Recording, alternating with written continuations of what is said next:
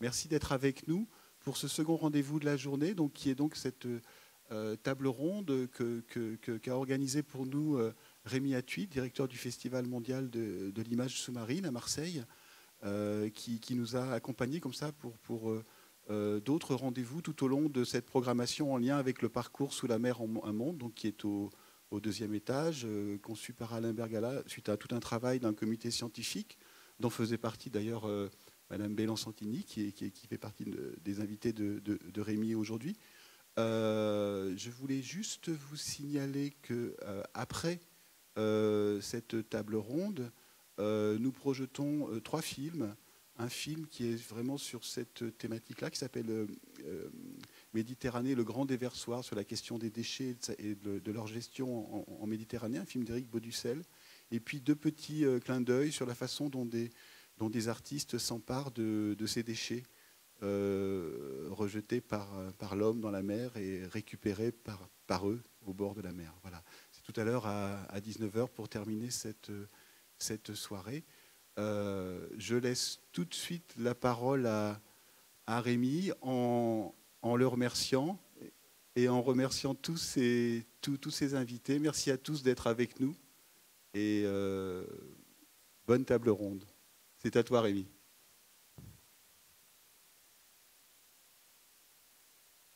Hop là. Bonjour à vous. Alors, comment va se passer cette table ronde? D'abord, il va y avoir une captation. On va essayer de faire une table ronde qui dure une petite heure et pour vous donner après la possibilité de poser des questions aux intervenants. Alors aujourd'hui, la Méditerranée demeure plus que jamais un enjeu touristique qui subit des pressions.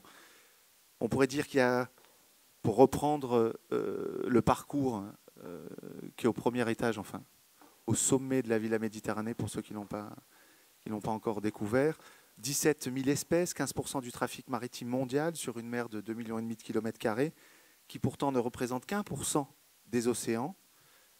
C'est sans doute l'une des mers les plus observées au monde, peut-être aussi parce que ce que l'on y découvre, ce que l'on y apprend est révélateur de ce qui se passe à une échelle plus globale, peut-être. Et c'est pour ça que nous avons intitulé cette table ronde « Biodiversité en Méditerranée, trésors et menaces ». Alors, pour aborder ce thème, je vais vous présenter d'éminents scientifiques qui sont autour de moi. Denise Bélan-Santini, vous êtes directeur de recherche émérite, CNRS. Vous œuvrez, entre autres lieux, à l'Institut méditerranéen de la biodiversité et d'écologie marine et continentale. Vous faites partie du conseil scientifique du Parc national des Calanques. Vous êtes issu des scientifiques marseillais de phytosociologie, puis de l'océanographie.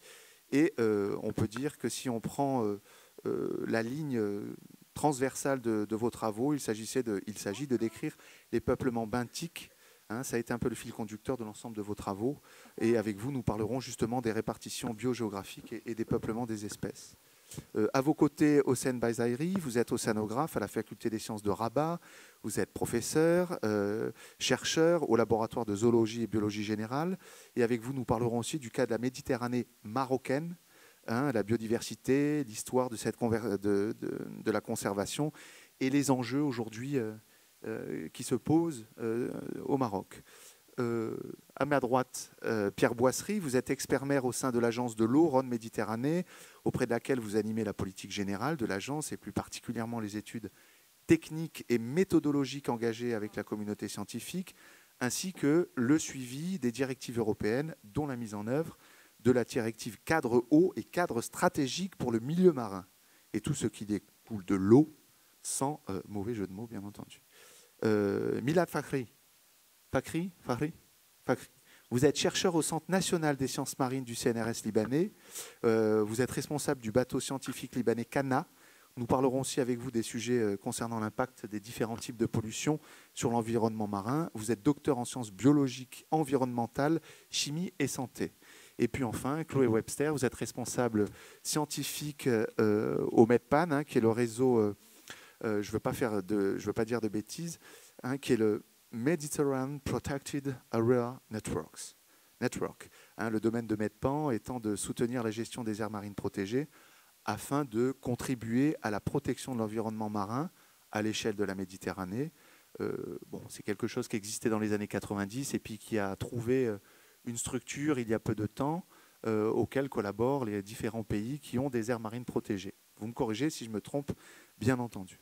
Alors, tout de suite, j'ai envie de poser une question à chacun d'entre vous, à savoir, selon vous, je commencerai dans l'ordre par vous, Monsieur Bazaïri, qu'est-ce qui fait la spécificité de la mer Méditerranée, sa richesse?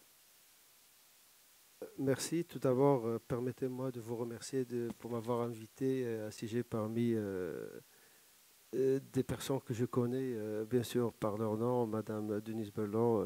Peut-être on a échangé à un certain moment, il nous a identifié des espèces. Et donc, pour moi, la Méditerranée, déjà par définition, la mer, c'est quelque chose qui doit nous séparer. Ça doit séparer entre des continents, etc. Et là, c'est une mer qui nous unit. Donc la Méditerranée nous unit. Et sa particularité, c'est qu'une diversité paysagère très importante, des espèces emblématiques d'intérêt pour les conservations, un taux d'endémisme. Donc là, c'est des choses sur lesquelles on va revenir. Et je parlerai particulièrement du cas que je connais très bien, le Maroc. Nous sommes un carrefour entre la Méditerranée, l'Atlantique, l'Europe et l'Afrique. Et là, notre spécificité, c'est qu'on a encore quelques espèces qu'on peut voir et qui se supportent bien dans notre côte méditerranéenne, alors que dans certains pays de la Méditerranée, Par exemple,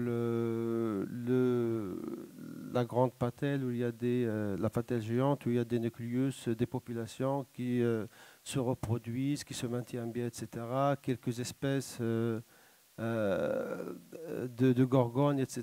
Et on a cette spécificité parce qu'il y a des apports. Il y a certaines espèces qu'on peut voir à des profondeurs faibles par rapport à ce qui est observé à l'échelle, par exemple, ne serait-ce que nord de la Méditerranée. Il y a certaines espèces de gorgones et des cnidaires qu'on voit, nous, à partir de 17 mètres, alors que dans d'autres endroits, c'est à partir de 40. Et là aussi, parce qu'il n'y a pas toute cette pression qu'a supporté nos voisins du côté européen. Voilà. les voisins, c'est nous. Denise Belland-Santini, vous la connaissez bien, cette Méditerranée. Alors, sa richesse, selon vous, ce qui en fait une mer absolument exceptionnelle, Oui. c'est quoi? Pour définir la Méditerranée, je reprendrai une expression, enfin, une définition de mon maître, le professeur Jean-Marie Pérez, plus grand océanographe français du siècle passé, qui disait que la Méditerranée, c'est une représentation, c'est un concentré de l'océan mondial. On y retrouve pratiquement tous les problèmes que l'on va retrouver dans l'océan mondial au point de vue. Et c'est un concentré parce que la biodiversité et surtout l'endémisme méditerranéen est quelque chose d'absolument fantastique. Donc aussi bien, et en plus, je dirais qu'au point de vue histoire, vous disiez tout à l'heure que c'était très bien connu, mais je crois que c'est en Méditerranée pratiquement que se sont trouvés les fondamentaux pratiquement des recherches en biologie marine, en océanographie, aussi nombreuses. Il y a eu beaucoup ailleurs, en particulier dans les mers du Nord. Ça, en fait, dans l'histoire de l'océanographie mondiale, il y a eu beaucoup de zones qui ont été étudiées, mais avec une telle concentration, on avait quand même les stations marines de Naples, il y avait celle de Villefranche, il y avait nous, il y avait Bagnous, ils ont énormément travaillé en Grèce, ils ont travaillé au Liban, vous avez le prince Albert a beaucoup travaillé sur les côtes d'Afrique du Nord, justement, la Méditerranée. Puis, alors ça, au point de vue humain, bien entendu, c'est un véritable concentré de tout ce qu'on peut trouver dans le monde. Et puis, je dois dire que la Méditerranée est des centres très profonds aussi, donc on a à peu près, tous les étages, mis à part l'étage à dalle, celui des grandes fosses, mais on a tous les étages avec un véritable puzzle de peuplement. On n'a pas ces immenses plages atlantiques ou que l'on trouve, par exemple, sur le Pacifique, aux États-Unis, au Canada, sur la côte ouest. On n'a pas ces grandes plages, mais on a justement, et c'est entre autres en Méditerranée nord-occidentale, on a cet assemblage de peuplements extrêmement important, avec les plus belles grottes que l'on puisse trouver au monde, avec un coralligène absolument fantastique. Alors, bien entendu, il y a dans les mers tropicales, et on en parle tout le temps, les récifs tropicaux. Et je crois qu'il n'y a, au point de vue habitat, pratiquement que les récifs tropicaux qui peuvent tenir le challenge par rapport à certains peuplements méditerranéens, en particulier le coralligène. Pierre Boisserie, pour vous, la spécificité de la Méditerranée, ce qui en fait une mer si belle ou son principal trésor pour vous? Ouais, je ne vais pas vous parler de biologie, parce que je pense que... Je dirais que pour moi, il faut avoir en tête que la Méditerranée, c'est une mer fermée, quoi. C'est presque un grand lac, quoi, donc, avec le souci que ça peut avoir. Donc, d'ailleurs, le mot Méditerranée, c'est mer à l'intérieur des terres. Et donc, je trouve que la plus grande richesse de la Méditerranée, c'est les riverains les méditerranéens, quoi. C'est les civilisations qu'il y a autour. Et justement, une des difficultés qu'on a gérées, et ça tombe en pile poil avec la table ronde, c'est le lien entre cette population qui vit sur les rives et puis ce monde biologique sous-marin qui est fabuleux, quoi. Avec un enjeu qui est très important, hein. Denise a parlé des abysses, mais en fait, ce qui fait aussi une des particularités de notre mer Méditerranée, c'est que la grande majorité de sa richesse, elle est près des côtes, à quelques encablures du littoral. Et du coup, c'est aussi là que se multiplient les activités humaines. Et toute l'ambition qu'on peut avoir, c'est d'arriver à concilier les deux, mais je pense qu'on y reviendra, quoi. Chloé Webster, agence MEDPAN. Merci. Mediterranean Agency. Voilà, le réseau des aires marines, des gestionnaires d'aires marines protégées en Méditerranée.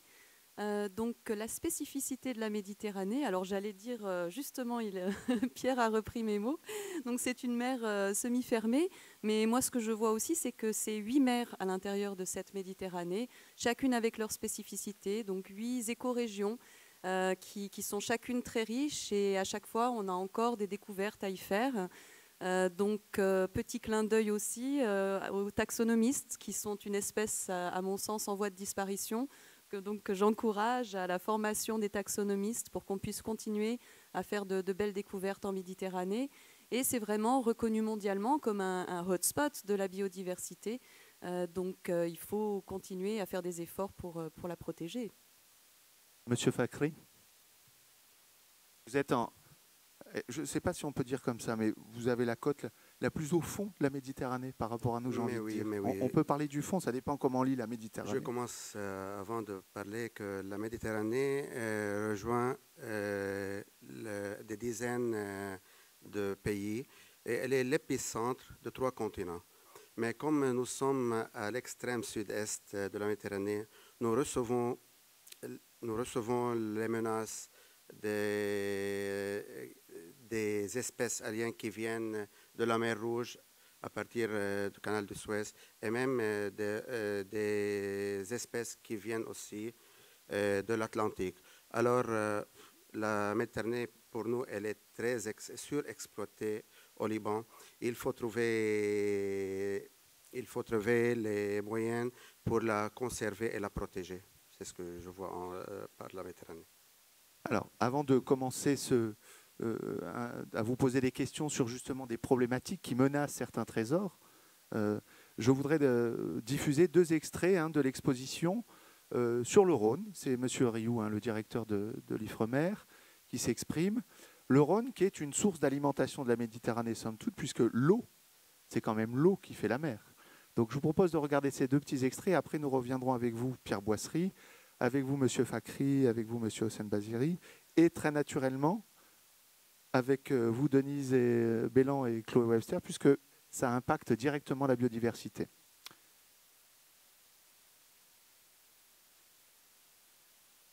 Le Rhône est un fleuve qui est très aménagé et qui est très. On exploite beaucoup l'eau douce en amont aussi. Donc on fait des prélèvements qui vont être utilisés pour des activités humaines à terre. Cette réduction d'eau, de volume, de débit de fleuve se traduit de façon proportionnelle par une réduction des apports à la mer. Alors c'est bénéfique quand c'est une réduction des apports de contaminants, c'est négatif quand c'est une réduction des apports de nutriments. Et c'est négatif quand c'est une réduction des apports de sédiments, puisque ce sont ces sédiments qui ont créé, bien sûr, ces fonds marins que l'on voit ici, mais qui ont créé les plages aussi. La réduction des apports de sédiments se traduit inévitablement par un recul des plages. Ça va avoir une influence à la fois sur la géographie du fond des mers, sur la géographie côtière, mais surtout sur les écosystèmes. Et on va donc se trouver avec une zone assez vaste, qui est une zone de petits fonds, donc qui bénéficie de la lumière, qui permet d'avoir un certain nombre d'abris sur lesquels ou d'endroits où les organismes peuvent pondre, peuvent vivre. Et c'est toute cette zone-là va être extrêmement productive en termes biologiques. Et c'est pour cette raison-là que l'essentiel des activités de pêche sur la façade méditerranéenne française sont localisées sur la côte Languedoc-Roussillon, avec des ports comme Sète, comme Port-Vendre, qui sont des ports beaucoup plus importants de pêche, beaucoup plus importants que ceux que l'on connaît dans la région PACA. Alors, avant de vous poser une question, je vais vous donner le micro de Denise Bellan-Santini. Je vous entendais réagir. Concrètement, on a la chance d'avoir le golfe du Lion sur nos côtes. Est-ce que c'est vraiment un lieu extraordinaire pour la reproduction, pour le peuplement des espèces, par les espèces, pour les quantités, comment dire, est-ce que c'est une zone qui vraiment favorise la reproduction et l'écosystème sous-marin, d'avoir un golfe comme ça alimenté par des nutriments et par un fleuve? Ça, certainement.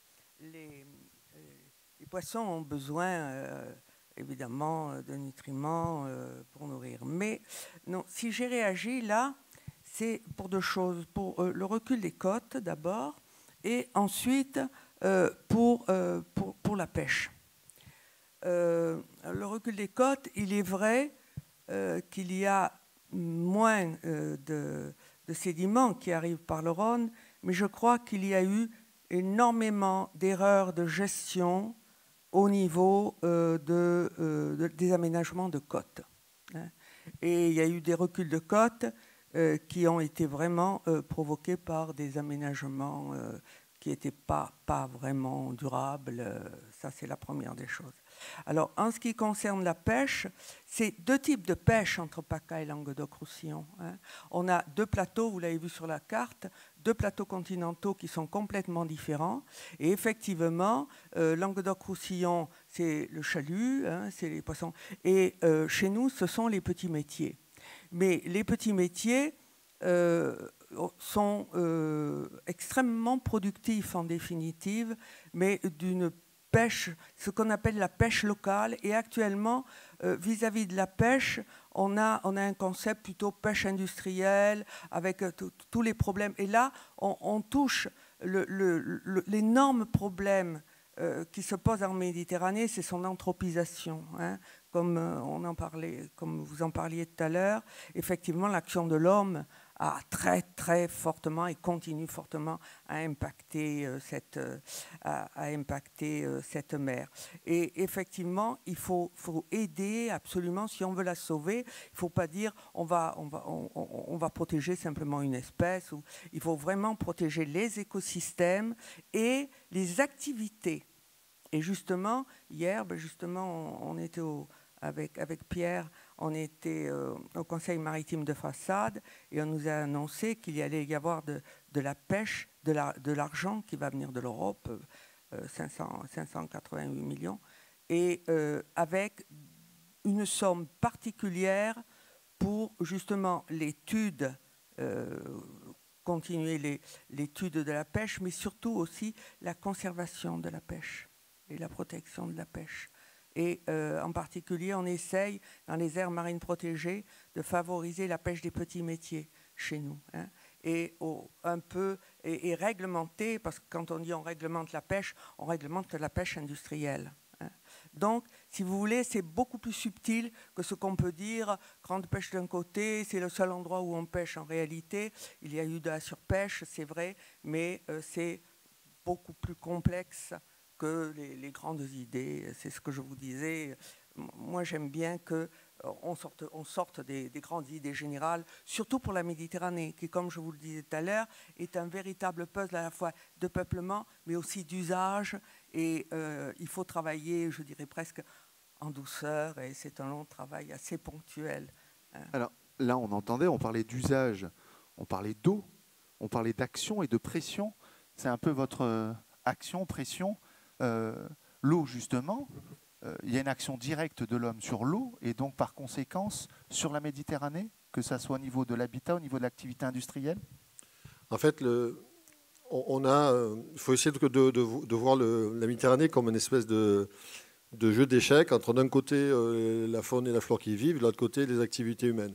Et tout le boulot qui est consacré depuis de nombreuses années par tout un tas de partenaires et qui est de plus en plus poussé par la réglementation, y compris internationale, européenne, nationale, consiste à trouver le bon équilibre entre les activités humaines, ce qu'on appelle dans le jargon les pressions. Et derrière les pressions, vous avez les rejets de pollution, vous avez les activités humaines, vous avez les aménagements littoraux, vous avez les extractions, etc.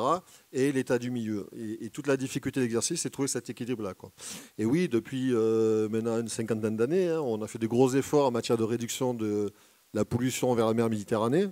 Il y a 20 ans en arrière, on n'avait quasiment pas de station d'épuration. Alors, tout le monde aujourd'hui considère que les stations d'épuration, c'est un acquis. Si on prend un peu de recul, il y a eu 20 ans de travail, il y a eu à peu près 25 ou 30 milliards d'euros de dépensés. Et aujourd'hui, en gros, on doit épurer à peu près 60% des eaux. C'est-à-dire que si on veut gagner encore en taux de dépollution, ce qu'on appelle dans notre jargon techno le taux de dépollution, c'est-à-dire améliorer, diminuer les rejets de la pollution de la terre vers la mer, ben en gros, il faut maintenir les efforts qu'on fait aujourd'hui et chaque année, on gagne 1% du taux de dépollution. Donc, vous voyez, on est à 55-56. Si on veut arriver à 80, il faut encore travailler pendant 30 ans et éviter d'augmenter la pollution.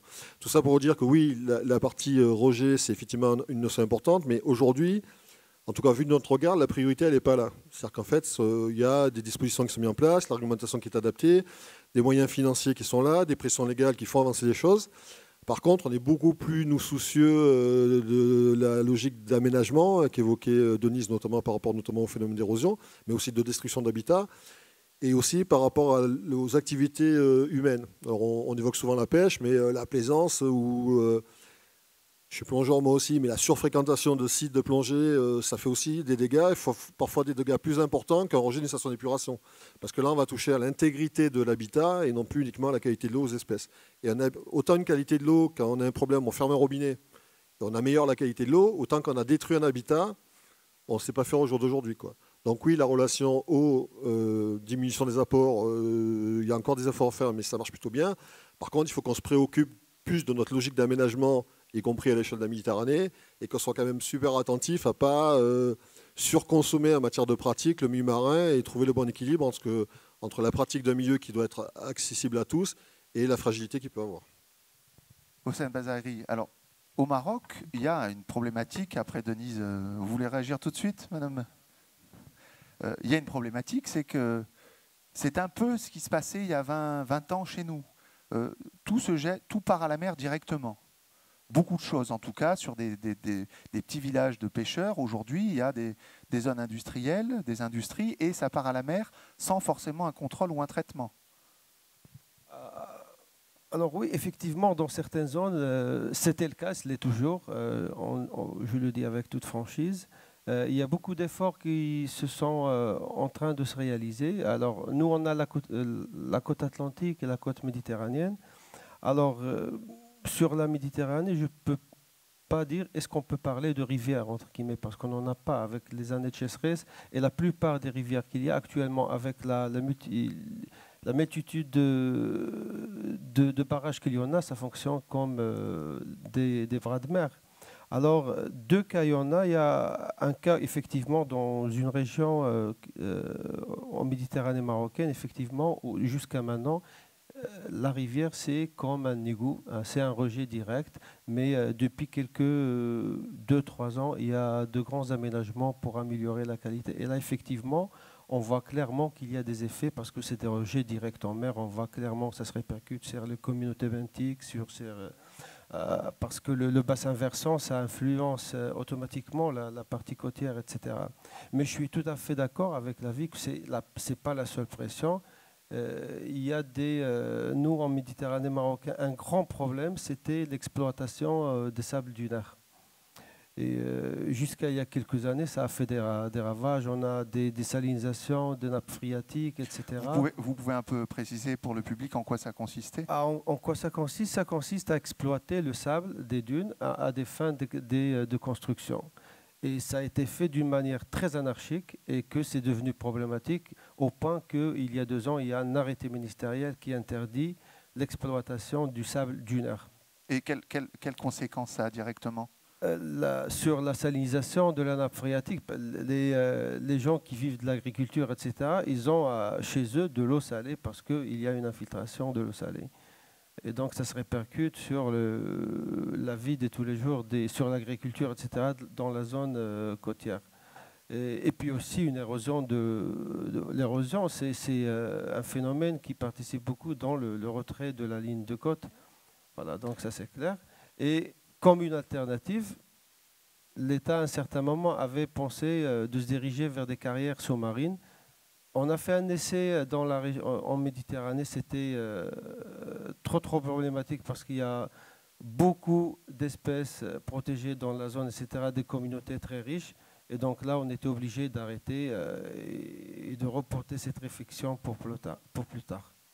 Il y a aussi, c'est une question, il y a eu des problèmes de pollution qui régulièrement, sur les côtes marocaines, empêche le ramassage, la collecte, la pêche côtière, si vous voulez, moules, oursins, on ne peut plus ramasser. C'est dû à une pollution. Mais est-ce que c'est une pollution qui vient de terre et qui glisse vers la mer, qui part dans la mer?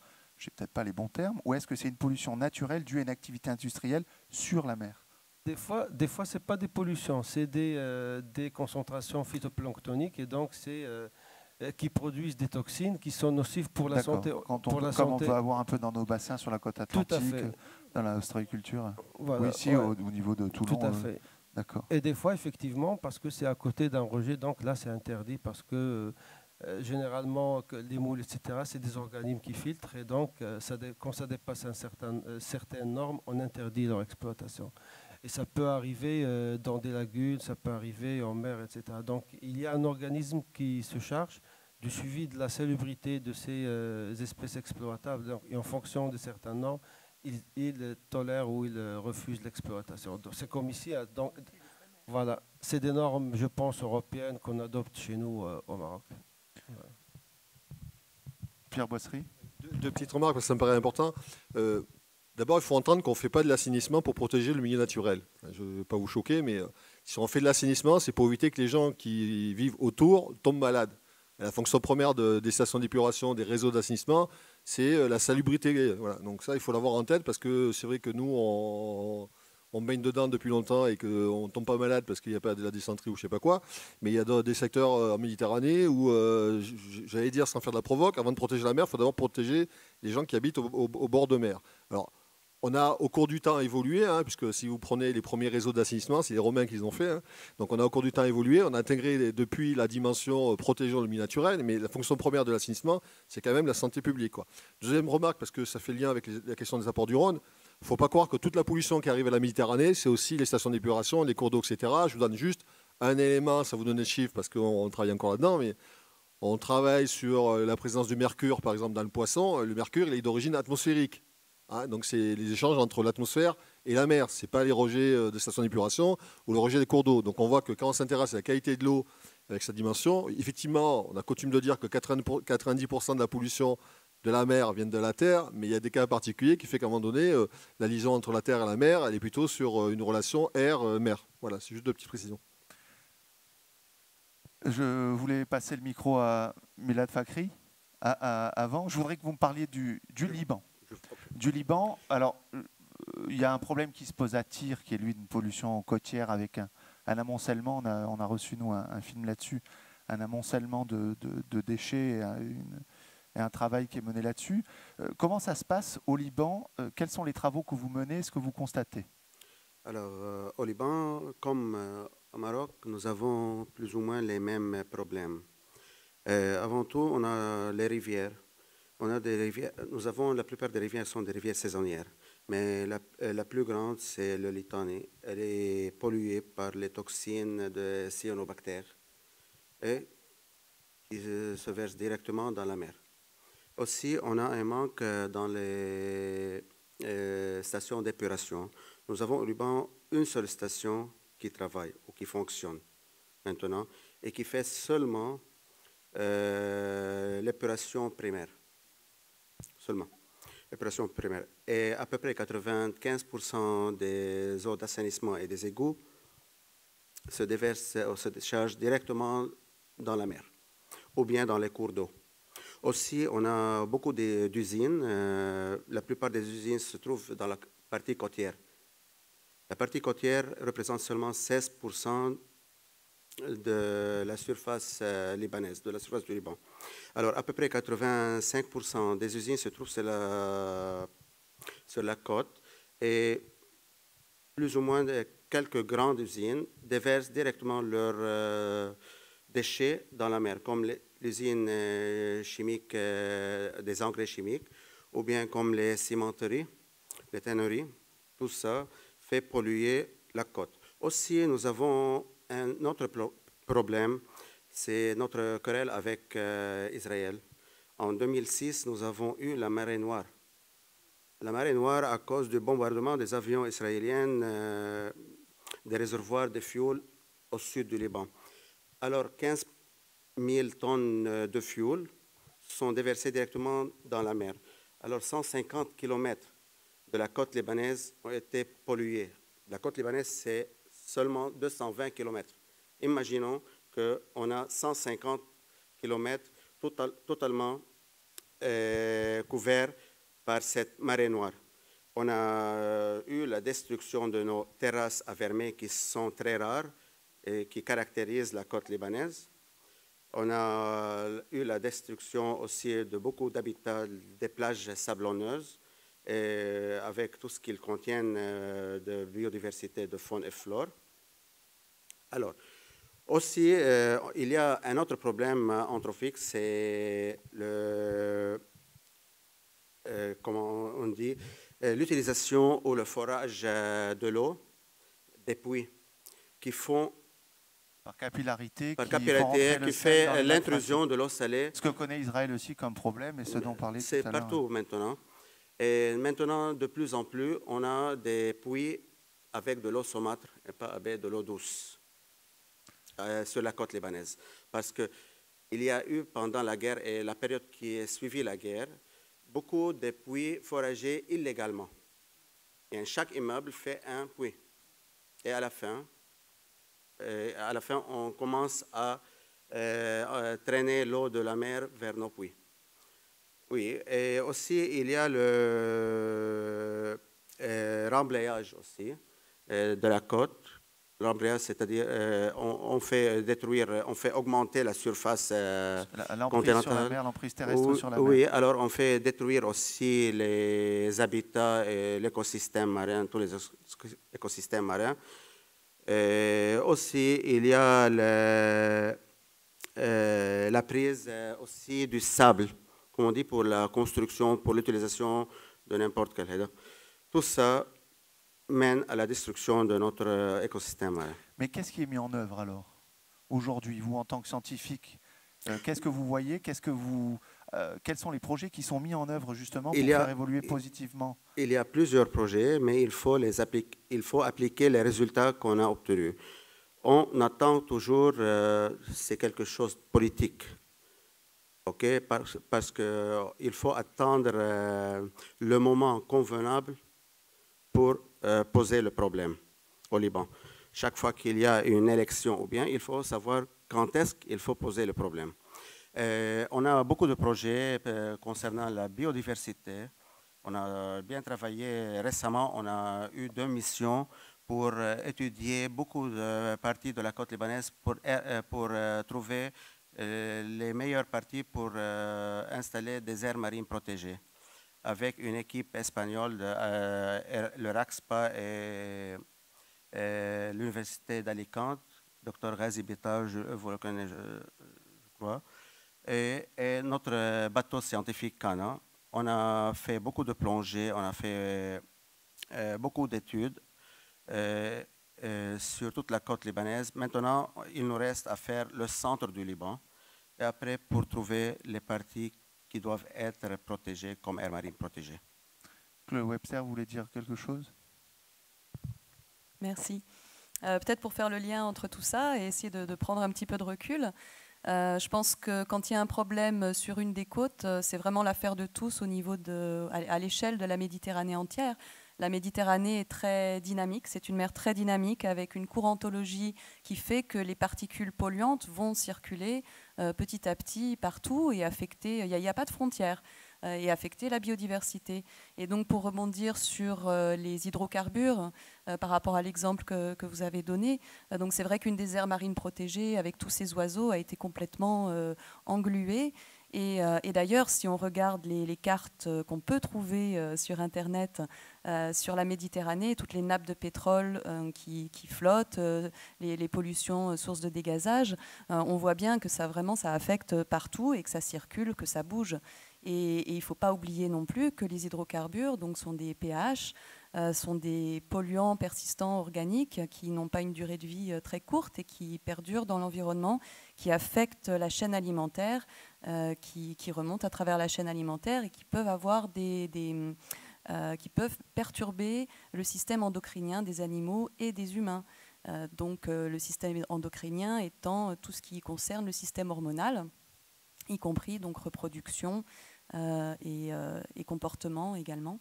Donc je voulais juste faire un petit peu le lien. Et pour terminer, par rapport à ce que Pierre disait, c'est vrai qu'il ne faut pas oublier que, ok, il y a la pollution qui vient de la Terre, qui est issue donc, du niveau terrestre, par les fleuves, par les écoulements, etc. Et ce n'est pas pour rien qu'à l'échelle de la Méditerranée, il y a quand même des protocoles, des politiques qui ont été mises en œuvre, comme le protocole LBS, par rapport à la Convention de Barcelone, qui permet de prendre des mesures et de faire des travaux là-dessus. Alors, tout ce que vous venez de dire, en fait, rejoint et impacte directement la biodiversité.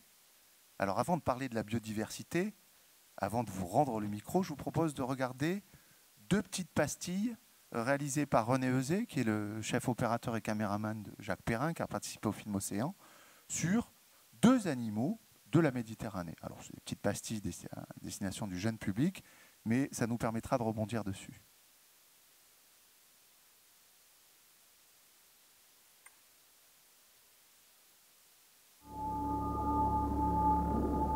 Je sais. Vous avez certainement vu Les Dents de la Mer. Je suis le méchant, je suis le mangeur d'hommes, je suis le serial killer. Tout faux, les gars. Moi, les bêtes à bulles, ce n'est pas mon plat préféré.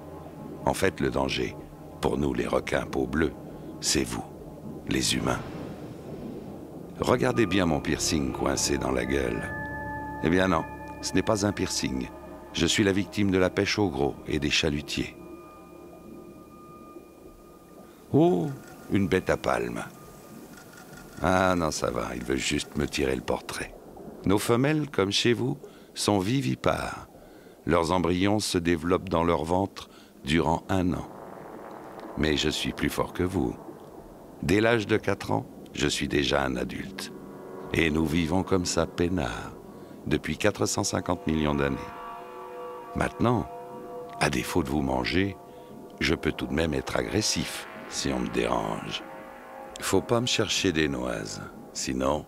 Tada, tada, tada, tada, tada.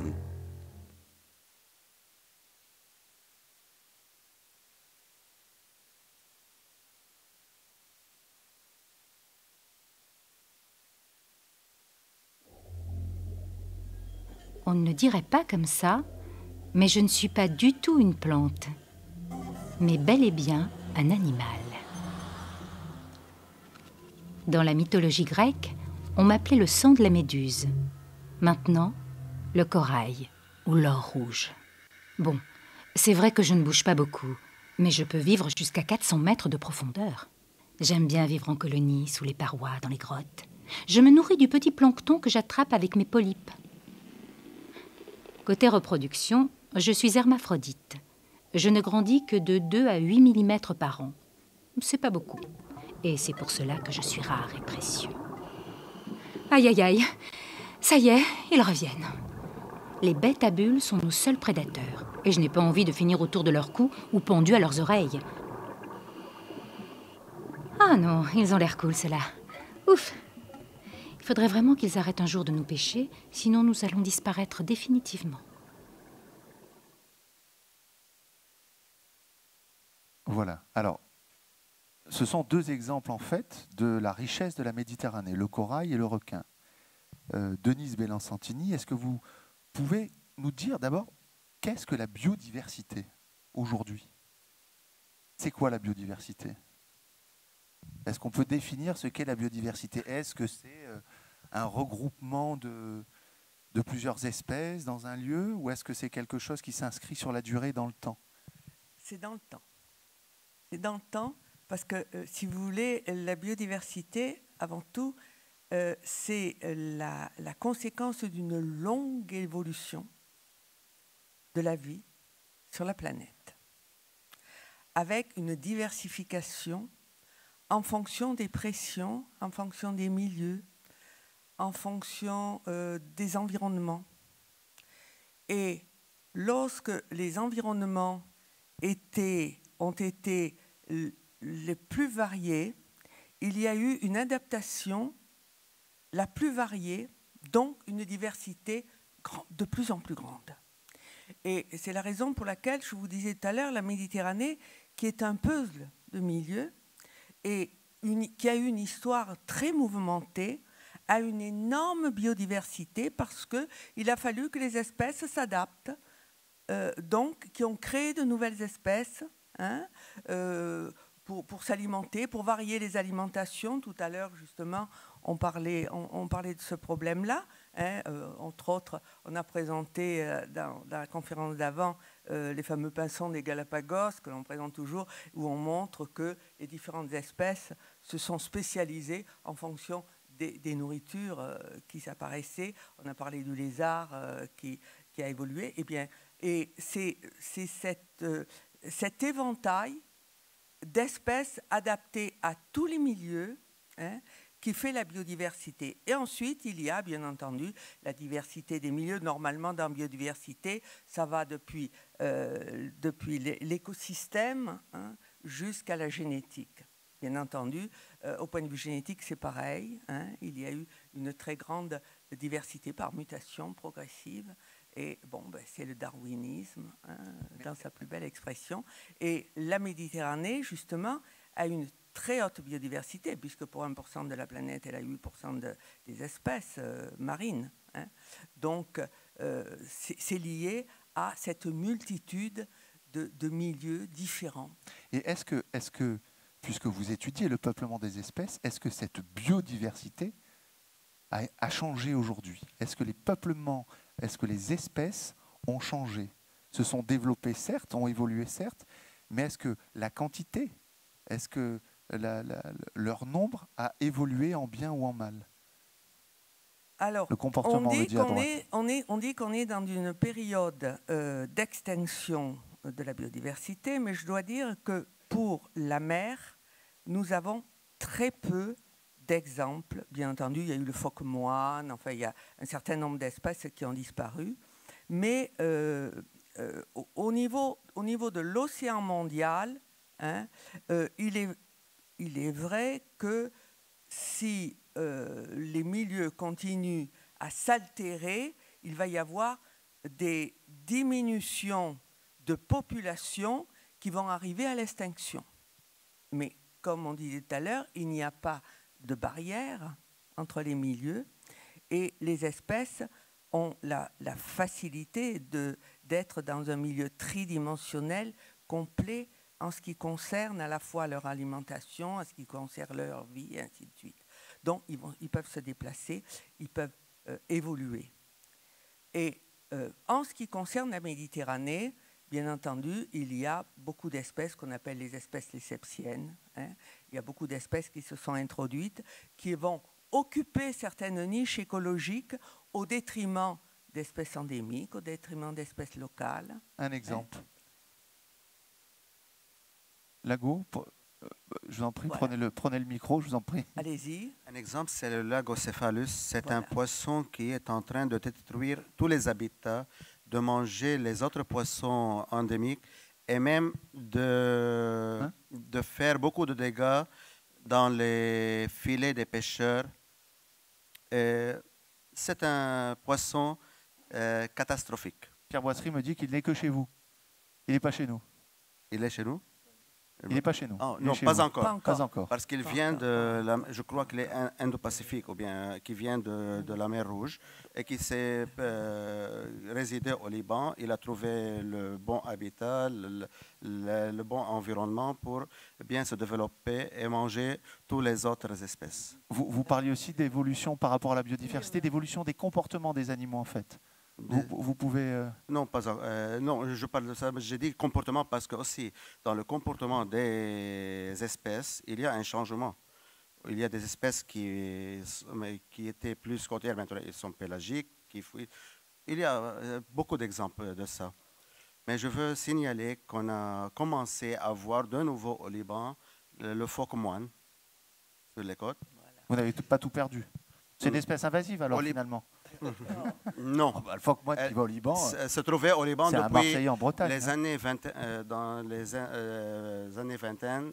Il y avait le phoque moine, mais il est disparu en 1950. Personne ne l'a vu après.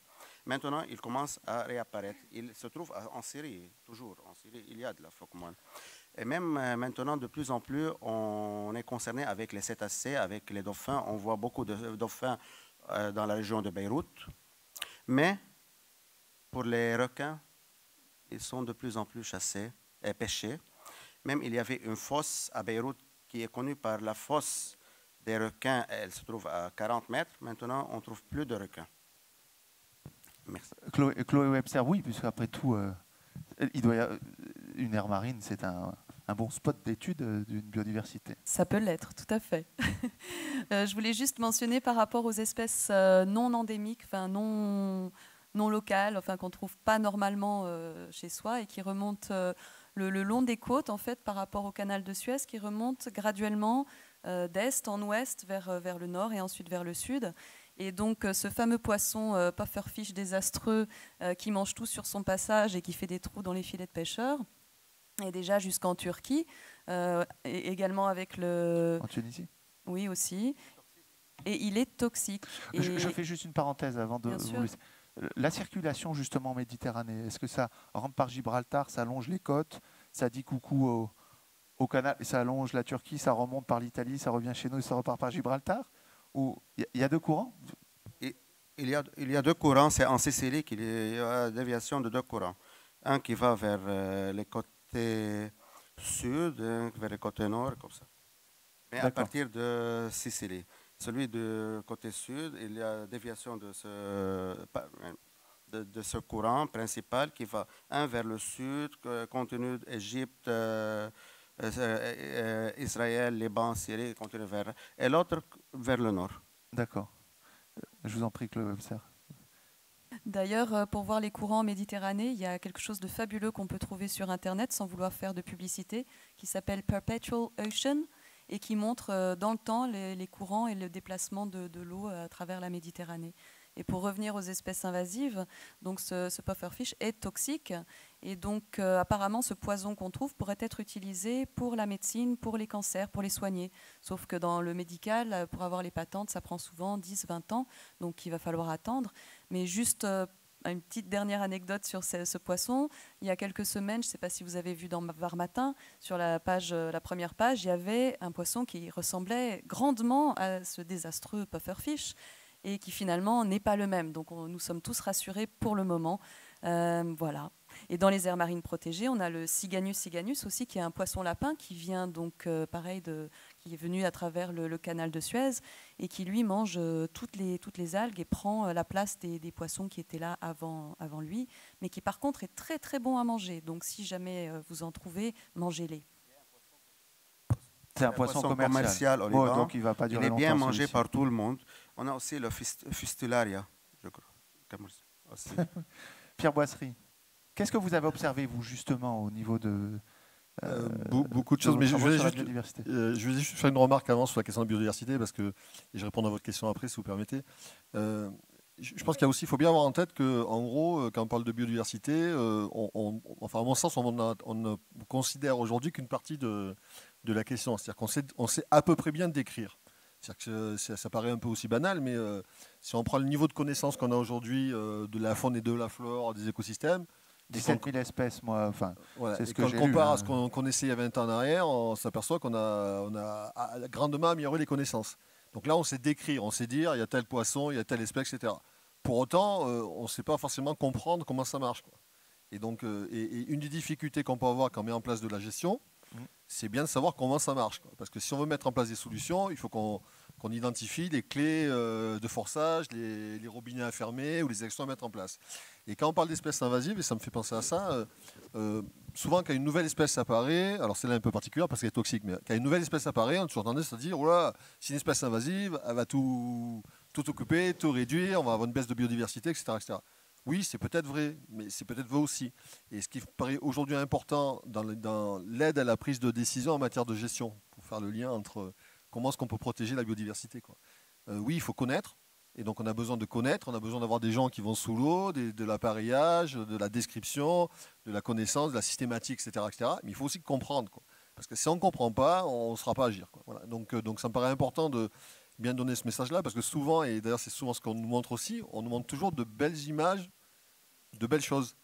Mais moi, je rêve un jour qu'on fasse un super film de choses pas belles, quoi, avec de belles images. Si on regarde bien les images, vous aviez quand même un piercing dans un requin, et puis vous aviez un plongeur, pour revenir à propos de la perturbation du milieu, dont les bulles allaient chatouiller l'animal qui est le corail rouge. Est-ce que c'est grave? Enfin, je veux dire, ah non, moi je ne sais pas. Non, mais le requin, il a effectivement un piercing, mais je veux dire, j'ai l'impression qu'il se comportait à peu près normalement. Et le plongeur qui est allé voir le corail, je ne suis pas sûr que le corail s'en porte mal aujourd'hui. Non, mais c'était pour montrer simplement que ça fait partie des richesses endémiques de la Méditerranée, le requin, le corail rouge, oui, vraiment rouge, et que cette biodiversité qui est assez spécifique fait partie d'un cercle, enfin d'un cercle vertueux dans lequel l'homme intervient et est peut-être en train de dévier la trajectoire. Denise, je voudrais rebondir sur ce que vient de dire Pierre, justement sur la biodiversité. C'est vrai que la biodiversité que l'on a décrite jusqu'à maintenant, ça n'est qu'une petite partie de la biodiversité, hein. Et il parlait de l'inventaire tout à l'heure, mais il y a des parties entières sur lesquelles on ne sait à peu près rien. Les virus, les bactéries, actuellement les petits vers, les nématodes, pratiquement actuellement il n'y a plus au monde un seul spécialiste de nématodes. On a démoli complètement les systématiciens. Tout à l'heure vous faisiez un appel justement à la taxonomie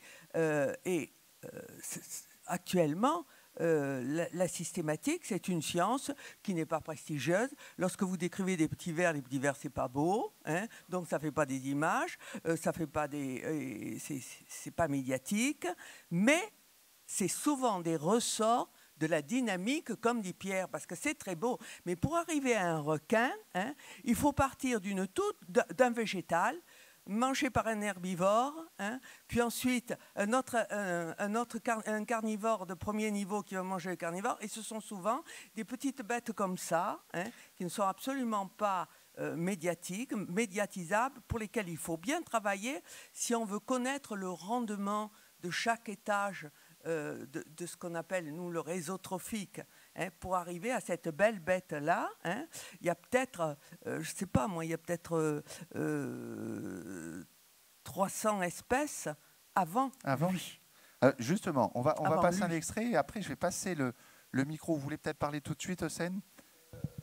Oui, je voulais juste dire un mot par rapport à ça. Et effectivement, quand on réfléchit à l'échelle de la Méditerranée, il y a un concept qui est accepté maintenant. On parle d'une érosion de biodiversité. Ça veut dire qu'on perd des espèces ou plutôt qu'on risque d'en perdre d'autres. Effectivement, il y a des espèces exotiques qui rentrent soit par l'Atlantique, soit par la Méditerranée.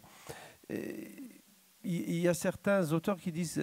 Peut-être que c'est un forçage, c'est une évolution où l'homme a fait accélérer les choses. Quand on sait l'histoire de la Méditerranée, fermeture du détroit, ouverture par-ci, par-là, peut-être, il y a un scientifique qui disait à un certain moment une chose que moi j'aime beaucoup, c'est peut-être que toutes les espèces méditerranéennes, elles étaient exotiques à un certain moment, hein. Pas toutes les espèces qui rentrent en Méditerranée ne sont pas invasives. Donc là, il y a une part que l'homme a fait accélérer.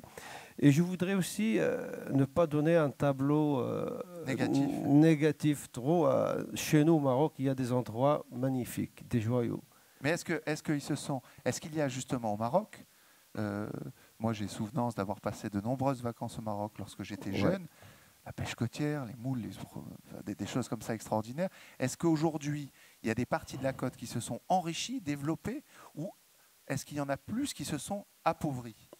Je dirais il y a les deux cas. Mais il y a certains endroits qui, naturellement, parce qu'il n'y a pas accès de l'homme, il y a une certaine pêche artisanale. Je parle d'un exemple, le Cap des Trois Fourches, il est magnifique. Vous pouvez voir, regarder en plongée des gorgones à 5-7 mètres. Des espèces qu'on peut trouver à 40-60 mètres, nous on les a vues à 17 mètres. Parce que c'est une zone où il y a une corentologie très forte, il y a beaucoup de pression de plongée, etc. Et quand on parle avec des collègues, que ce soit français, etc., c'était la même chose ici en France. Alors, nous, voilà, et en France, en Espagne, etc., mais qu'ils ont perdu. Alors, notre devoir à nous, c'est pas tomber dans la même erreur, c'est pas de bétonner nos côtes, etc. Il faut, hein, et ça, bien sûr, c'est un problème unique en Méditerranée. S'il y a des erreurs qui ont été faites en Espagne, en France, il faut que nous aussi, qu'on ne tombe pas dans ces mêmes erreurs. Je ne les garantis pas, mais il y a de beaux joyaux qu'on peut conserver. Et là, pour lancer peut-être le débat avec Louis, c'est des aires marines protégées. Ça sera la troisième partie. Voilà. Alors, vous me tendez la perche pour enchaîner, parce que le Maroc a quand même deux façades, méditerranéenne et atlantique. C'est assez rare, hein, il n'y a que deux pays en situation comme ça en Méditerranée. La pêche. Est-ce que la pêche, aujourd'hui, est une menace sur la biodiversité, sur la Méditerranée, ou pas? La pêche, c'est industrialisé, c'est automatisé. Aujourd'hui, on peut suivre ça par satellite, sonder le fond. Tout le monde veut manger du poisson comme tout le monde veut un yaourt sur sa table. Est-ce que la pêche est une activité qui peut rester pérenne, ou est-ce qu'elle doit être encadrée ou contrôlée? Elle est très encadrée, me dit Denise. Je dois dire qu'au cours des 10 dernières années, hein, grâce d'ailleurs à la gestion faite par les aires protégées avant qu'on institue les aires protégées, hein. C'est-à-dire, je pense aux réserves, je pense au parc à Porquerolles, où on a essayé d'éduquer et surtout d'établir un contact, je dirais presque égalitaire, avec les pêcheurs, hein. Je crois que maintenant, beaucoup de personnes, beaucoup de pêcheurs ont compris qu'il fallait réglementer la pêche. Alors, nous, en Méditerranée française, nous avions les prud'hommies qui étaient déjà extrêmement sensibilisés à ces choses-là. C'est pour ça que tout à l'heure, j'ai dit que dans Languedoc-Roussillon et en PACA, ce n'est pas tout à fait la même chose.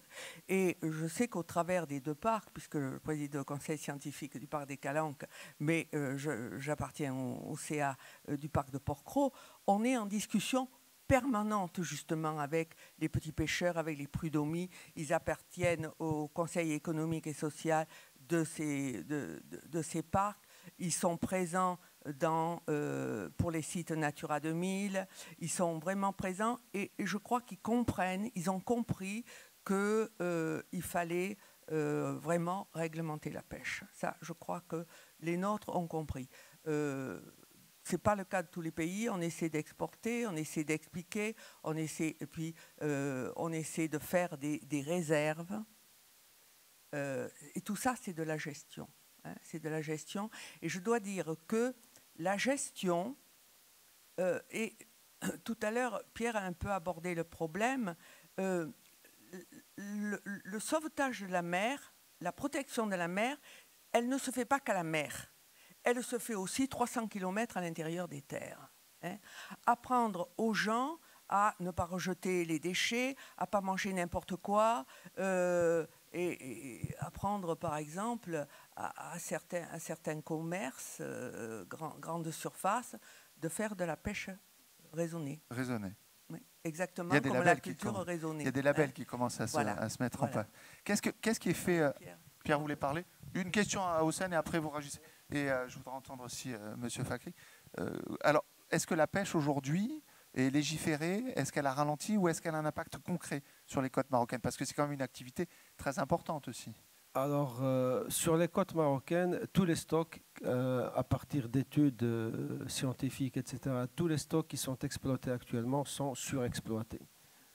Il y a une politique de l'État pour gérer, comme l'a dit tout à l'heure Madame. Donc, c'est une pêche, c'est une activité, c'est des revenus, c'est des familles, etc. Donc, il faut joindre l'utile à l'agréable. Il y a maintenant beaucoup de programmes de subventions, etc., pour limiter certains dégâts, d'interdire quand c'est, par exemple, du chalutage, etc. Là, effectivement, on l'a interdit, c'est contrôlé, etc.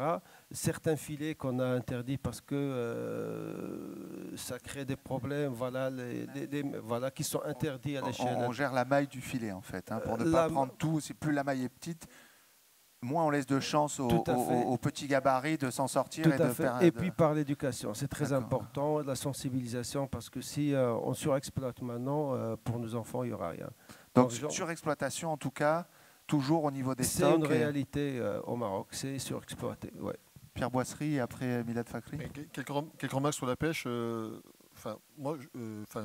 Les pêcheurs, ils ont le droit d'utiliser la mer, quoi. Enfin, je veux dire, ce qui est mauvais, c'est pas la pêche, c'est la mauvaise pêche, quoi.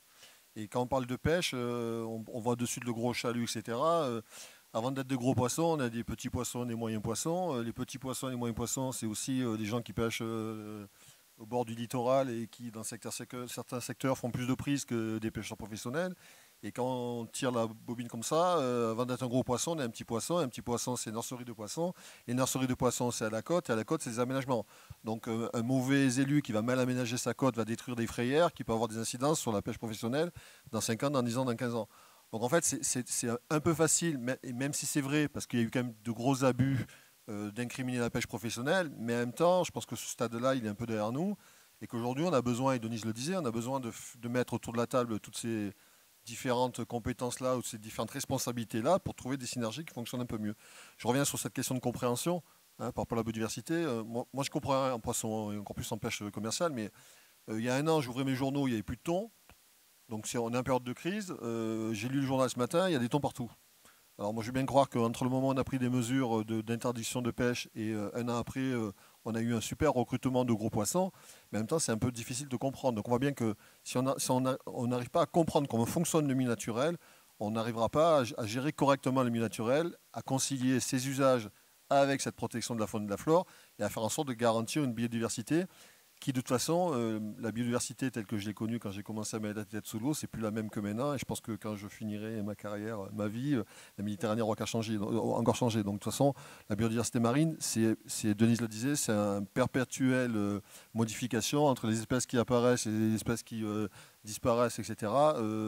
La mer d'aujourd'hui, ça ne sera pas la mer de demain, quoi. Milad Fakhri, la pêche. La pêche. Au Liban, la pêche. On a seulement la pêche artisanale au Liban. La plus grande barque est de 10 mètres de longueur. Ce sont des pêches. Alors, mais le problème, c'est que la côte ou la partie jusqu'à 6000 nautiques est bien exploitée parce qu'il est interdit aux pêcheurs de sortir au-delà de 6000 nautiques à cause des raisons militaires et tout ça. C'est pour cela, cette partie, elle est bien exploité par les méthodes et les moyens qu'ils utilisent, les pêcheurs utilisent. Parce qu'ils utilisent des filets à petite maille. Même, il y a des réglementations de pêche au Liban, mais ces réglementations ne sont pas en train d'être appliquées. Parce qu'il n'y a pas, c'est dû au manque de la police côtière. On n'a pas de police côtière au Liban. Alors, ils utilisent la dynamite. Jusqu'à maintenant, ils utilisent la dynamite. Même des capsules explosives. Ils utilisent aussi les poisons, comme le méthomyl. Et la plongée avec le compresseur à air aussi, ils peuvent rester le plus longtemps en dessous de la mer et ils peuvent pêcher n'importe quelle taille de poisson. Alors, c'est pour cela aussi, le plateau continental au Liban est étroit dans la plupart des parties. Seulement au nord et au sud, il est un peu vaste. C'est pour cela les pêcheurs essaient de trouver n'importe quel moyen pour pêcher, parce que c'est la partie de la société qui est la plus pauvre au Liban. C'est pour cela, comme ils n'ont pas d'engin comme ils ne peuvent pas sortir au-delà de 6000 nautiques, ils veulent exploiter le plus grand avoir le plus de poissons en dépensant. En fait, c'est plus une économie de subsistance qu'une économie de profit, en fait, l'activité de pêche là-bas. D'accord. D'autres questions. Est-ce que il y a trop de bateaux aujourd'hui sur la Méditerranée? Trop d'activités commerciales tirant profit des ressources sous-marines? Est-ce que la navigation aussi, puisqu'on disait tout à l'heure que c'est 15% du trafic mondial sur une mer qui fait qu'1%, est-ce que cela, dans vos études et vos différents travaux, impacte ou pas la biodiversité et le bon état de la Méditerranée?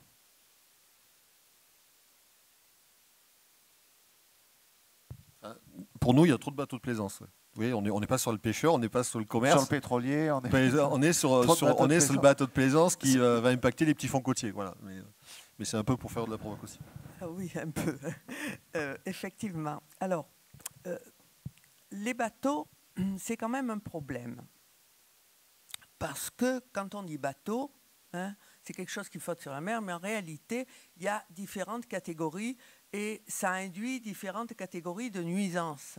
Hein. Vous avez les gros bateaux, je pense aux porte-containers. Actuellement, on est en train d'en construire qui ont 400 mètres de long. Et ceux-là, ils sont gênants, si vous voulez, à proximité de la côte. Hein. Quand, par exemple, vous avez des bateaux de croisière qui passent à l'intérieur de Port-Cros, hein, entre Port-Cros et la côte, il est évident qu'il y a les traînées d'étraves, vous avez des mouvements dans les eaux et c'est nuisible. Mais ce sont des bateaux qui sont écologiquement parfaits. C'est-à-dire, ils ont même des stations d'épuration, de recyclage à l'intérieur. Pratiquement tous les bateaux d'une certaine grande compagnie qui a son siège à Marseille, d'ailleurs, sont des bateaux qui sont admis dans les ports propres américains. Hein, et ça aussi, c'est de la réglementation. Hein. Donc, ce sont des bateaux. Vous avez certains bateaux de croisière, c'est aussi le cas de certains bateaux de croisière qui sont autorisés à aller en Antarctique, ne peuvent aller en Antarctique que des bateaux dont il ne sort rien du tout. Bon. Donc, à partir du moment où ils sont entre les mains d'un capitaine compétent, qui ne fait pas coucou à ses copines qui sont au bord de mer, hein, il n'y a pas de gros danger. Ils ne vont pas mouiller, à condition que justement ils respectent le non-mouillage. Alors, ceux-là, ils sont impressionnants, mais ils ne sont pas obligatoirement dangereux. Mais par contre, le petit bateau hein, de 5 ou 6 mètres ou 10 mètres de long, hein, qui va à toute vitesse, hein, parce qu'il ne respecte pas les règles hein, de vitesse dans la zone des 12 000, hein, ou qui mouille n'importe où. Hein. Actuellement, on est en train de faire sur tous les Natura 2000 en mer, c'est-à-dire tous les espaces protégés, toutes les aires marines protégées, hein, des tentatives d'explication et de mouillage pour les plaisanciers. Parce qu'il est évident qu'ils n'ont pas tellement envie d'être à 5 autour d'une bouée, hein, ou à 6 autour d'une bouée. Comme un pêcheur d'ailleurs, hein, il n'a pas envie de poser, caler son filet là où un autre est déjà. Ils préfèrent aller à proximité, de jeter leur ancre, qui tombe sur un herbier de Posidonie qui abîme énormément les fonds. Donc il y a trop de bateaux. Il y a trop de bateaux. Il y a trop de bateaux. Mais alors, là, on se heurte aux constructeurs de bateaux qui disent que c'est quand même, au point de vue économique, emploi et ainsi de suite. Donc, nous, au niveau des aires protégées, on essaye de réglementer, et surtout de réglementer le mouillage. On a énormément de moniteurs dans les parcs pour aller expliquer qu'on remporte ses ordures, exactement comme quand on va se balader. Hein. On remporte ses ordures, on ne jette rien à la mer. Alors, il y a le problème des eaux grises, justement. On conserve aussi les eaux, on fait mettre un bac à eau grise parce qu'il est interdit aux bateaux récents de rejeter les eaux usées hors du bateau, mais les vieux bateaux peuvent encore... Oui, continue, on le voit d'ailleurs, ce qu'on voit. C'est une question de réglementation, c'est une question de gestion et de politique. C'est la réglementation. Là, je voudrais poser une question à Milad Fakhri et à Hossein Baizeri. On lit souvent que la biodiversité est impactée par des anomalies thermiques, une acidification de l'eau. Est-ce que c'est dû à la pollution? Au Liban, oui. Au Liban, on a des... Oui, au Liban, il y a des cas où l'acidification est due à des causes anthropiques, comme l'usine chimique qui fait déverser directement l'acide dans l'eau là-bas. Aux alentours, tu peux arriver à un pH de 2,5 dans l'eau, très proche de l'usine.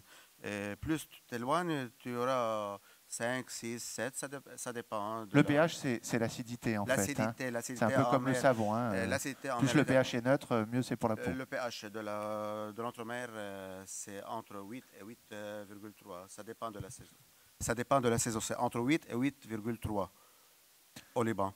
Entre l'été et l'hiver.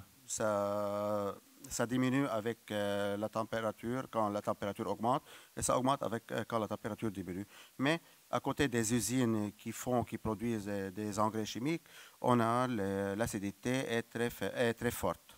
Et est-ce que les espèces s'adaptent justement à ça? Je ne sais pas, parce qu'à côté de cette usine, on ne trouve pas d'espèces, on ne trouve rien.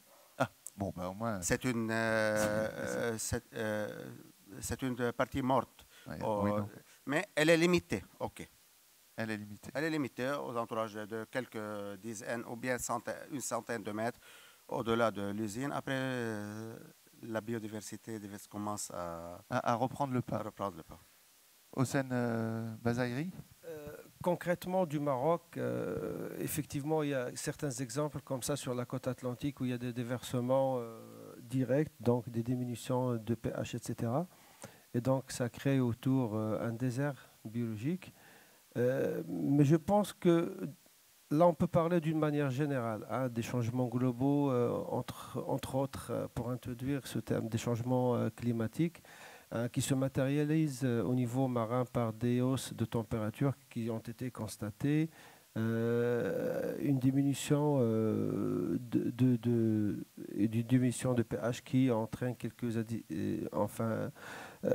une diminution de l'acidité de l'eau marine.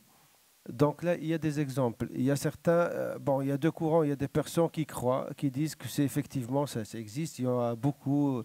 Il y en a d'autres qui disent c'est des cycles normaux. Ça a été toujours comme ça. Ça a changé depuis Donc toujours. On ne sait pas trop encore aujourd'hui trancher si c'est l'impact humain, enfin de l'activité humaine, ou si c'est un cycle naturel. Ce qui est concret, c'est qu'il y a une augmentation. Il y a eu des mortalités, là par exemple à Marseille, etc., la région de Marseille, des mortalités qui ont été observées et qui ont été imputées justement à des anomalies thermiques, parce que là quand même on suit dans le détail les températures, etc. Et donc une fois que ça dépasse un certain seuil, ça cause des mortalités pour certaines espèces qui sont fixées sur les roches, etc. Donc là, il y a des exemples, des choses qui ont été publiées, etc. Et on impute aussi ça, c'est que certaines espèces ont élargi leur aire de distribution géographique, ce qui explique que certaines espèces qu'on n'avait pas sur nos côtes, on les voit actuellement. Oui, comme la girelle pan chez nous, il y a quelques années qui est apparue. Voilà. Donc, il y a certains constats effectivement qui peuvent être imputés à des changements, je dirais, globaux, y compris les changements climatiques. Et comme on l'a dit tout à l'heure, c'est un concert de facteurs qu'on ne peut pas dire. Est-ce que c'est la construction de ports? Est-ce que ça peut être un peu tout? Voilà. Vous aviez quelque chose? J'ai envie de dire, Chloé Esther. Peut-être juste pour expliquer aussi que l'acidification des océans ne fait pas que des mortalités, mais elle peut être beaucoup plus furtive, c'est-à-dire qu'elle impacte le développement du calcaire, toute structure calcaire dans le milieu marin, comme par exemple le coralligène, comme par exemple tout ce qui est les mollusques, donc peut avoir un impact sur les espèces également, pour préciser. Milad Fakhri. Je veux ajouter un peu quelque chose que aussi pour la biodiversité, comme les méophones, à côté de l'usine, dans le sédiment à côté de l'usine, la densité, la diversité des méophones était très faible. Pardon. Oui. Ah, d'accord. La petite faune qui est... La faune microscopique qui se trouve dans le sédiment, était la diversité, la quantité et la qualité étaient très faibles. OK, à côté de l'usine. Aussi pour la chlorophylle. On a mesuré la chlorophylle dans les eaux acidifiées. On a trouvé que la chlorophylle était très faible au dépend des phéopigments. Alors, ça veut dire que les phytoplanktons étaient bien stressés ou subissent à des déformations. C'est ce que j'ai voulu dire à propos de l'instruction. Alors, moi, j'ai l'impression que, en fait, la nature, vous me corrigez si je me trompe, a besoin de temps, mais qu'aujourd'hui, la société fait que la pression humaine ne laisse pas de temps à la nature pour se restructurer, se régénérer. C'est juste une question. En tout cas, pour apporter de l'eau à ce propos, je vous propose de regarder un petit sujet sur une nouvelle sorte de réserve, en fait. Il s'agit d'un récif artificiel. Et nous allons parler des aires marines protégées. Parce qu'après tout, si on crée des aires marines protégées, c'est qu'il y a bien une raison derrière qui répond à un problème.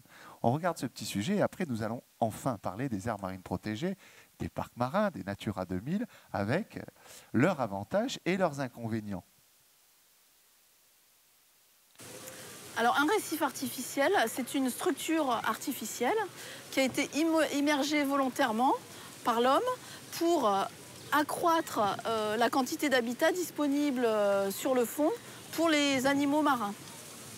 Donc, ces structures artificielles sont soit en béton, soit en fer. On peut utiliser plein de matériaux différents.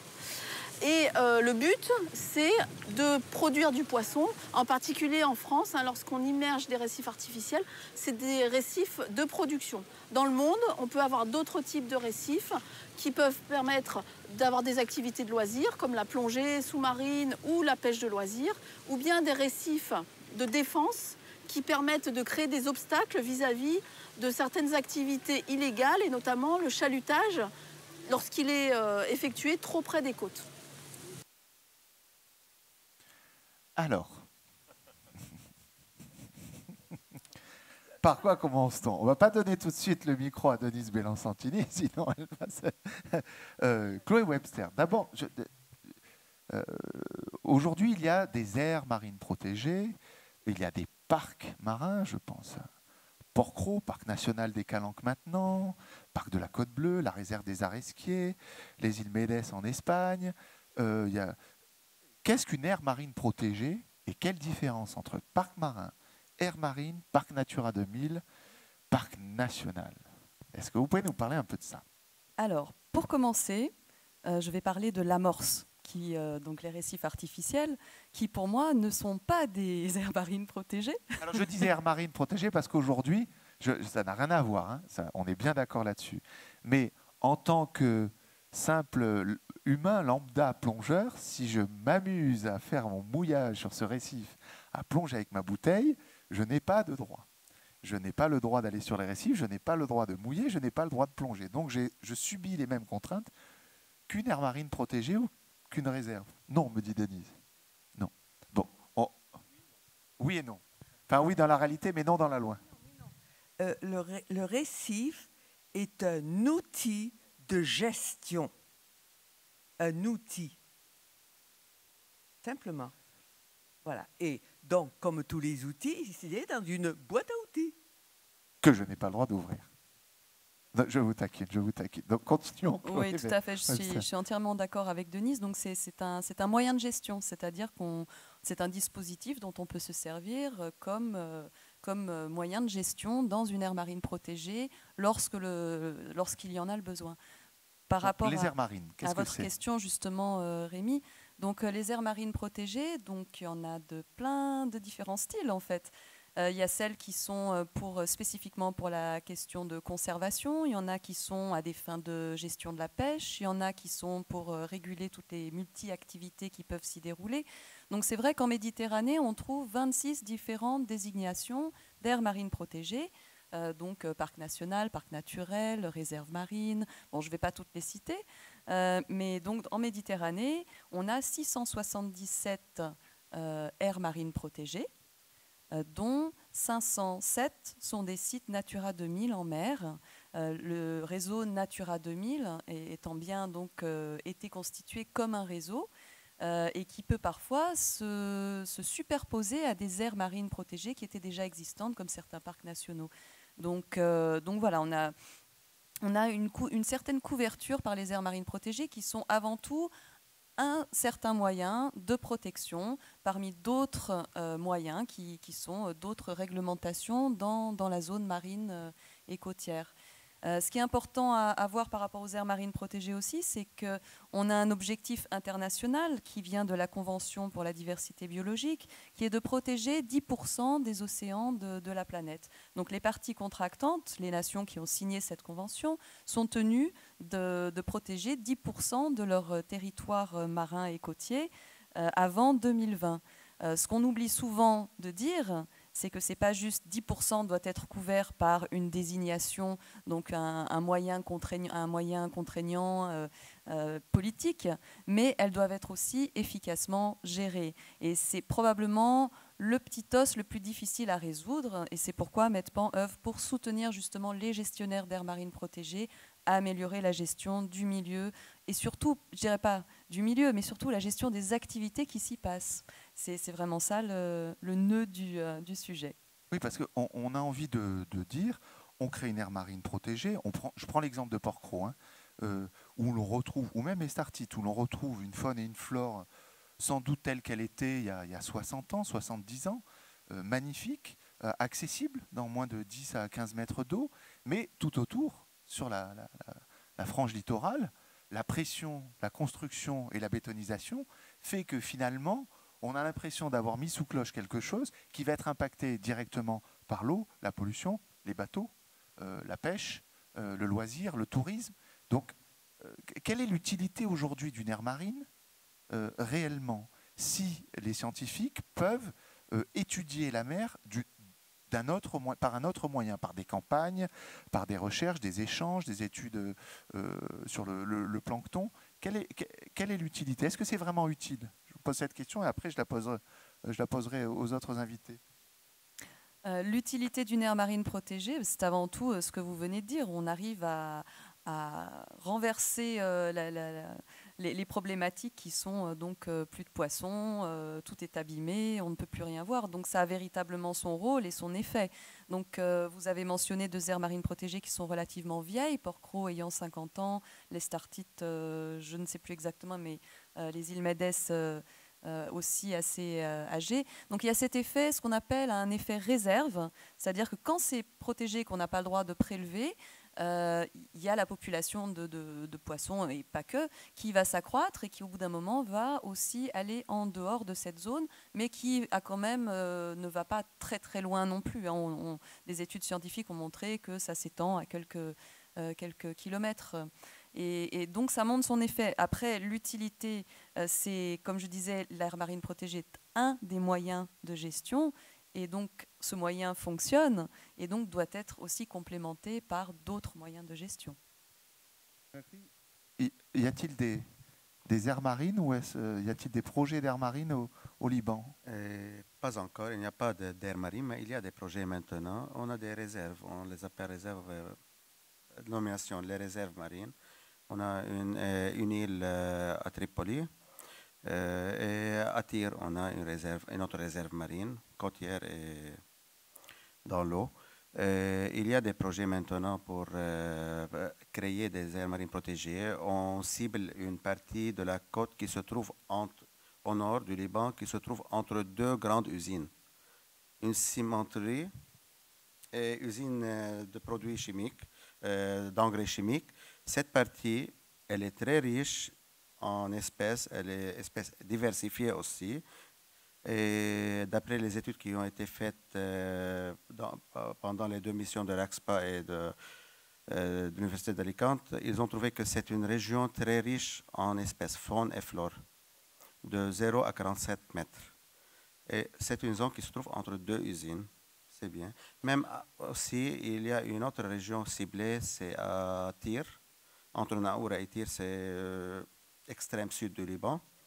Aussi avec les sources d'eau karstique et chaude là-bas. Oui, en face de Tyr du fond, il y a toute une zone. Ce sont les projets. Et peut-être à Beyrouth, on aura la grotte de Rauch et grotte des Pigeons là-bas, cette région comme aire marine protégée. Mais ce sont toujours des projets. Monsieur Bazaïri, au Maroc? Au Maroc, oui. Sur la côte méditerranéenne du Maroc, oui, il y a un seul parc. C'est la seule aire marine protégée qu'il y a pour le moment au Maroc. Mais là, je voudrais préciser une chose. C'est bien ces aires marines protégées. Tout à l'heure, on parle de plus de 600 aires marines protégées. On voudrait atteindre ce 10%, etc. Actuellement, on est à 4 ou à 5%, si je ne me trompe pas. Que le sanctuaire Pélagos, il en prend une grande partie, donc on n'a pas... C'est-à-dire qu'il y a beaucoup de travail à faire. Et la question... Le sanctuaire Pélagos, pour les gens qui sont là, c'est un sanctuaire qui est mammifère entre la Corse, la Sardaigne, si je ne me trompe pas, et la France. Et dans toutes ces aires marines protégées, Chloé l'a bien exprimé, c'est combien... c'est bien de créer des aires marines protégées, mais combien de ces aires marines protégées sont effectivement gérées et sont efficaces. Et moi, je reviendrai sur l'exemple qu'on a au Maroc. Et là, c'est un problème à l'échelle de la Méditerranée, c'est des fois qu'on travaille par une approche projet. Il y a le centre d'activité régional, il y a d'autres organismes, etc., qui ont de l'argent et qui peuvent aider les pays à déclarer des réserves. Alors l'État s'engage et déclare des aires protégées, des aires marines protégées. Mais personnellement, je pense que la pérennité de la chose, c'est que ça doit être adopté avec des moyens de financement. On peut les aider, un pays, on peut les aider pour 3, 4, 5. Mais s'il n'y a pas une volonté d'autonomie locale, que le pays va gérer son aire marine protégée, ça va être comme c'est le cas actuellement, c'est des aires marines protégées qui sont sur le papier et rien. Oui, ils ne sont pas gérés. Et c'est le cas que l'on a. On a une aire marine protégée. Il y a un problème de législation parce que ça a été créé, parce qu'il y avait seulement un arrêté qui permettait de déclarer des parcs nationaux. D'ailleurs, ça s'appelle un parc national. Hein. Actuellement, il y a une volonté. Il y a une deuxième aire marine protégée sur laquelle, parce que le Maroc aussi, comme il a signé la convention, il voudrait d'ici l'horizon 2020 déclarer 20 autres aires protégées, de manière générale, continentale, atlantique. Et il y a une, c'est le Cap de Trois-Fourches, que probablement va être déclarée une nouvelle aire marine protégée en 2016. Mais il faudra de l'argent. Avant de vous passer le micro, je pose juste une question à Pierre Boisserie. Pour reprendre ce que vous disiez tout à l'heure et qui rejoint de vos propos, si on crée une aire marine, il faut aussi aller sur une zone protégée qui va sur la terre, sur la côte. Non ? Puisqu'après tout, il y a un lien direct quand même entre une aire marine protégée qui va de 0 à 30, 40 mètres. En fait, c'est compliqué. Votre question sur tout à l'heure me plaisait bien parce qu'en fait, on crée une aire marine protégée, ça veut dire qu'à côté, on admet qu'on ne fait rien. Je veux dire, moi, ce qui m'intéresse, ce n'est pas les 10% qu'on va gérer dans les aires marines protégées, c'est les 90% qui vont pas dans les aires marines protégées parce que la biodiversité ou la qualité de l'eau ou la bonne cohabitation entre les usages et le milieu marin, il doit se faire partout, quoi. Ça doit être une règle de base, quoi. Donc on a cet outil qu'on appelle les aires marines protégées. Alors, je veux dire, Chloé le disait, il y a plein de catégories, ça fait plein de conditions différentes. Il y en a qui sont marines, il y en a qui sont profondes, on va faire au large maintenant. Il y en a qui sont continues, terre-mer, etc. C'est quand même un peu compliqué d'appréhender tout ça, c'est un peu compliqué de comprendre. C'est souvent, je m'excuse de le dire par avance, souvent une gestion statistique qu'on fait sur des cartes où on fait des patates et qu'on essaie de regarder à l'intérieur la réalité de ce qu'on fait pour gérer, c'est plus compliqué que ça, quoi. Donc du coup, c'est un super outil, mais comme tous les outils, il faut les utiliser à bon escient, au bon moment et avec des personnes qualifiées pour les gérer. Parce que sinon, ça peut être contre-productif, quoi.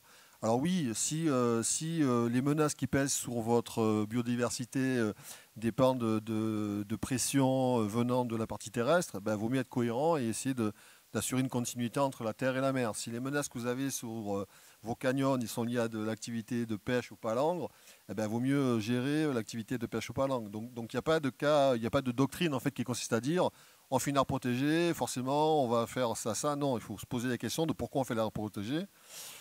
Alors, et tu l'as dit, mais je pense qu'il faut le redire, si on fait une aire protégée, c'est pas pour interdire non plus les usages, quoi. C'est pour trouver l'équilibre entre la biodiversité et les usages, quoi. Donc c'est cet équilibre-là qu'on recherche, quoi. C'est pas, et malheureusement, souvent ça se retraduit parce que, particulièrement en Europe, j'allais dire, pour pas dire en France, on sait bien le faire, ça. On commence par interdire, quoi. C'est-à-dire qu'en fait, on commence à créer un truc et on interdit. Donc forcément, la mer, espace de liberté. Moi, le premier, quand je prends mon bateau, je vais pêcher, je vais plonger. Quand je vais quelque part, qu'on me dit pêche pas de poisson, plonge pas ou mouille pas ton ancre, ça me fait pas plaisir, quoi. Donc on voit bien en fait que la façon dont on appréhende aussi les choses, elle est souvent sous la dimension de la contrainte, alors qu'il faudrait qu'on soit plus, et Denise l'a dit aussi, il faudrait qu'on soit plus sur l'explication, la compréhension et l'appropriation. Et on a vu tout le débat qu'il y a eu sur le parc national des Calanques. Je veux dire, l'appropriation, c'est un travail de longue haleine qui demande du temps, de l'énergie et qui est quand même beaucoup plus efficace. Parce que si demain, pour mettre en place des aires marines protégées ou pour mettre en place la bonne gestion de la protection de la biodiversité, il faut mettre un gendarme maritime, une police municipale ou je ne sais pas quoi derrière chaque usager, on ne va pas y arriver, quoi. Donc gérons le littoral partout et parmi les outils, il y a les aires marines ou les récifs. Vous m'avez ôté le mot de la bouche. Peut-on mettre un policier derrière chaque poisson? C'était un de vos propos. Je vais vous passer le micro, Denise Bellan-Santini, et on terminera là-dessus. Je vous laisse réagir. Moi, je voudrais réagir à une chose, c'est que aire marine protégée, oh c'est horrible, on ne pourra plus y aller, on ne pourra plus aller nager, on ne pourra plus aller plonger. C'est pas du tout ça. C'est pas du tout ça. D'abord, vous l'avez dit, il y a plusieurs types d'aires protégées. Prenez le parc des Calanques, hein, c'est un parc national. Il y a des zones où on peut tout faire ce que la loi permet. Vous avez, par contre, des zones de protection intégrale, où là, on ne peut rien faire si ce n'est aller étudier. Et encore, lorsqu'on veut aller étudier, on doit me demander, en tant que présidente du conseil scientifique, de donner l'autorisation de prélever un certain nombre d'individus. Alors, généralement, nous donnons l'autorisation, je demande à d'autres experts d'ailleurs, et on donne l'autorisation d'une petite quantité de prélèvements parce que vous voulez faire de la génétique, vous en voulez 10, vous n'en aurez que 5. OK, parce que ça vous suffira. Les spécialistes ont dit, voilà. C'est vous dire pourquoi, parce que ces zones-là, ce sont des zones où, on vient de le dire, on veut essayer de faire du repeuplement. On veut essayer de protéger quelque chose de très spécial, de très particulier. Donc, une aire protégée, ça peut être quelque chose où on peut aller à condition d'être honnête homme et honnête femme, c'est-à-dire d'aller se baigner, de rien prélever, de ne pas prélever une gorgone, de ne pas prélever n'importe quoi, d'aller, de regarder. On fait même, on les aménage même avec des sentiers sous-marins, hein, c'est le cas. Et puis, il y a des zones de protection intégrale parce qu'il y a quelque chose de vraiment à protéger. Et entre les deux, il y a un éventail, hein, de protection, comme disait Pierre, plus particulière pour quelque chose. Et dans ce cas-là, la police, elle est proportionnelle, bien entendu. Hein. Dernièrement, au parc des Calanques, justement, on a fait, pendant une semaine, on a fait une opération de police et on a trouvé un plaisancier, par exemple, à l'empêcher dans la zone de protection intégrale. Vous étiez avec la police sur le bateau? Moi, non. Moi, je suis dans mon laboratoire ou en réunion. Bon, ceci dit, il ne faut pas dire que les aires marines protégées empêchent le citoyen d'aller dans le milieu. D'autre part, il faut dire aussi que dans une aire protégée, les aires protégées, comment est-ce qu'on les a faites? On les a faites parce qu'il y a eu des études déterminant qu'une zone est extrêmement intéressante, qu'il y a des impacts possibles dessus, qu'il y a des risques, comme vient de dire Pierre. Hein, et à la suite de ce dossier, eh bien, on classera dans une des différentes catégories. Et pour la Méditerranée, pour être reconnue une ASPIM, c'est-à-dire une aire spécialement protégée d'intérêt méditerranéen, il faut remplir aussi un certain nombre de critères. Hein. Ça vous donne un label et puis ça vous donne quelques crédits, quelques moyens et surtout une coopération. Vous avez des spécialistes qui vont aider à gérer, à trouver les solutions. Mais comme a dit Pierre en dernier, il ne faut pas dire on peut faire n'importe quoi dans la mer du moment qu'il y a des aires protégées. Non, les aires protégées, c'est pour des zones spéciales, exactement comme les passages cloutés. On ne traverse pas la rue n'importe où, hein, mais on a... Voilà. Les passages cloutés, c'est fait pour une protection des individus. Et bien là, il y a une protection spéciale. Hein, voilà, c'est un peu ça. Mais néanmoins, il faut faire attention partout, à terre et en mer. Hein? Ça sera le mot de la fin de cette discussion. Je voudrais juste savoir si des personnes dans le public veulent poser des questions.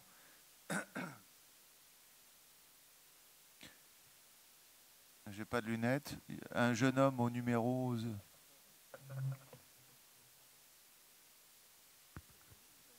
Oui, bonjour, jeune homme. Ça me fait plaisir, mais c'était il y a quelque temps. Bon, bref, j'ai une question à propos des fameuses argiles rouges qui sont déversées dans le parc des Calanques. Il était prévu que ça cesse en 2015. Est-ce toujours le cas et est-ce que ça va vraiment cesser en 2015? Les rejets de Rio Tinto, c'est ce dont vous parlez, c'est ça? Alors, je ne sais pas si est autour de quelqu'un.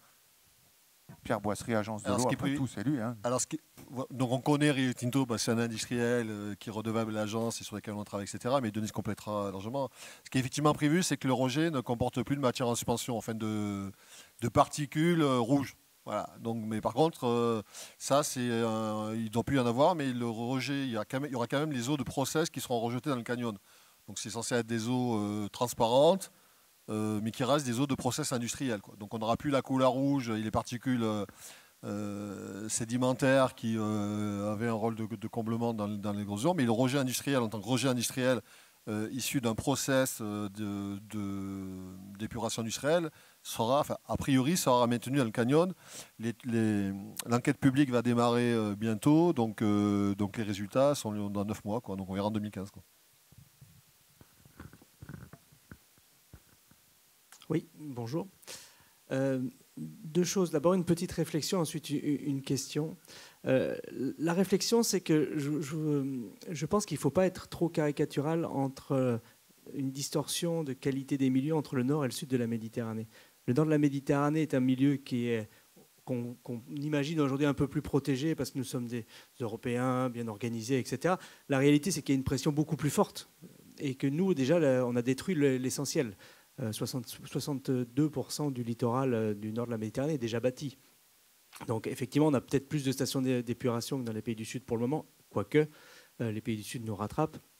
Je laisserai deux de mes camarades qui sont sur scène parler de l'excellent exemple qui se passe sur la lagune de Nador au Maroc.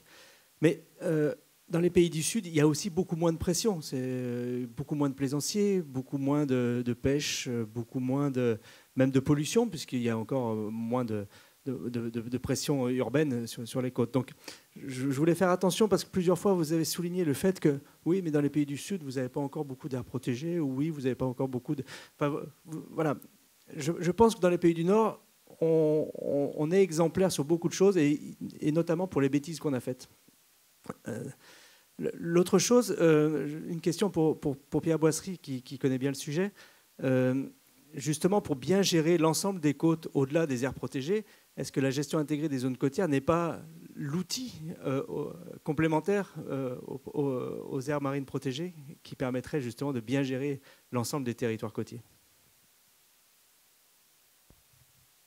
Je me demandais si la question allait être posée, mais elle a été posée. Alors, je rejoins ce que tu dis d'abord sur la partie nord-sud. Hein. Donc, mais juste pour faire un aparté, nous, dans le Nord, on rattrape les bêtises qu'on a fait depuis 50 ans. Quoi.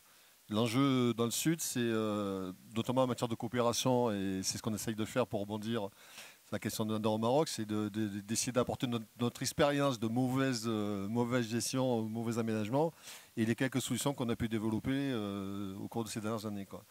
Alors, gestion intégrée des zones côtières, on pourrait parler maintenant de gestion intégrée du littoral et de la mer, hein, puisque c'est quelque chose qui est beaucoup plus ouvert. Non, pour les gens qui ne sont pas du métier, c'est simplement... en fait, la mer, enfin l'espace littoral et la mer, c'est comme votre portefeuille, en fait. Vous avez un patrimoine, et si vous ne faites pas attention à votre patrimoine, ben, vous allez le dépenser n'importe comment, quoi. Et quand on met en place une politique de gestion intégrée de la zone côtière ou du littoral et de la mer, on essaie de faire en sorte que l'ensemble des gens qui travaillent sur un secteur puissent gérer le mieux possible ce patrimoine-là, quoi. Alors ce patrimoine, c'est recettes et dépenses, hein. Donc les recettes, c'est votre capital, quoi. La biodiversité, c'est votre capital, ou la qualité d'eau, c'est votre capital. Et quand vous faites des actions de dépenses, eh ben, vous altérez votre capital. Quand vous faites un aménagement portuaire, vous altérez votre capital. Quand vous faites un rejet, vous altérez votre capital. Quand vous faites une course au trésor, vous altérez votre capital. Tout ça pour dire que quand les politiques de gestion, ce qu'on appelle dans le jargon la gestion intégrée des zones côtières, c'est de faire en sorte de mettre les différentes parties prenantes d'un territoire, alors la communauté scientifique, les gestionnaires, les élus, les socioprofessionnels, les organismes, les ONG, etc., et c'est de définir ensemble ce qu'on veut faire de ce territoire, parce que la première question avant de mettre en place des outils, c'est qu'est-ce qu'on va en faire, quoi. Si effectivement on veut protéger la faune et la flore, les aires marines, c'est une bonne... si on veut faire du tourisme balnéaire, vaut mieux avoir une bonne qualité de l'eau, peut-être avant du poisson, quoi. Donc, parce que la qualité de l'eau, c'est ce qui va permettre d'amener du tourisme balnéaire, quoi. Donc voilà, c'est définir ses objectifs, puis ensuite c'est programmer un certain nombre d'actions sur de moyen et long terme pour atteindre ces objectifs-là. Et ce processus-là, c'est ce qu'on appelle la gestion intégrée des zones côtières. Alors ça fait partie des concepts dont on se gargarise depuis 10 ans ou 15 ans dès qu'on parle de littoral, hein. J'ai eu peur à un moment donné que la biodiversité soit aussi un nouveau concept, hein. Donc, c'est-à-dire que chaque année, on a des nouveaux concepts, la gestion intégrée, l'approche écosystémique, la biodiversité, le développement durable, la gestion globale, cohérente et concertée. Il y a des cycles comme ça qui fait qu'on se retrouve tous régulièrement sur des colloques pour en discuter longuement, quoi. Mais ce que je voulais dire par rapport à ça, pour rebondir sur mon collègue là-haut, c'est ce qui est important dans tout ça, c'est le mot gérer. Voilà. Moi, il y a 25 ans en arrière, donc j'étais beaucoup plus jeune, j'étais encore dans les bancs de la fac. Et quand j'interpellais mes professeurs, je leur demandais quelle était leur vision de la mer Méditerranée. Ils me disaient tous, dans 20 ans, 25 ans, ça sera foutu. Aujourd'hui, 25 ans après, même s'il y a des trucs qui ne vont pas bien, c'est pas foutu. Et si c'est pas foutu, c'est pas forcément parce qu'ils sont plantés sur le diagnostic qu'ils avaient fait 25 ans avant. C'est qu'à un moment donné, globalement, on a mis en place des politiques de gestion, des actions pour éviter de faire en sorte que ça soit foutu. Hein, c'est les stations d'épuration, c'est les aires marines, c'est l'organisation des usages, c'est tout ça. Donc tout ça pour vous dire que si effectivement on gère l'espace littoral et si effectivement on arrive à mobiliser l'ensemble des acteurs et pas uniquement faire en sorte que le problème, ce soit que le problème des pêcheurs ou que le problème du scientifique ou que le problème de l'élu, il y a quand même des chances qu'on arrive à faire cohabiter les civilisations riveraines de la Méditerranée et la biodiversité marine, quoi.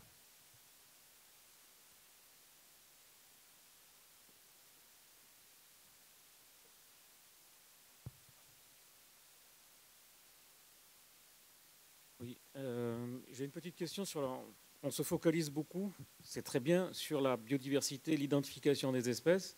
On trouve beaucoup de publications là-dessus. Mais ce qu'on retrouve, à mon sens, très rarement, c'est des publications sur des études quantitatives de la présence de tant d'espèces par rapport à telle autre.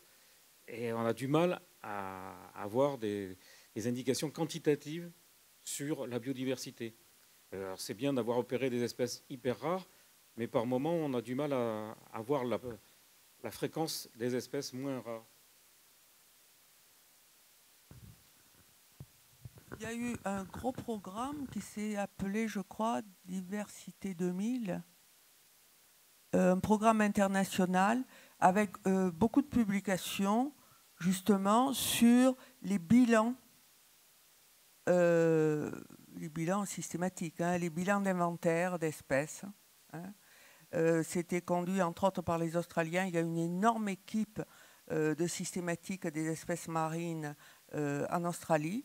Et c'était conduit, mais c'était au niveau international. Ça a été fait Donovaro, un Italien, avait conduit une grosse partie, un gros bout de programme pour la Méditerranée avec des données justement sur l'inventaire des espèces.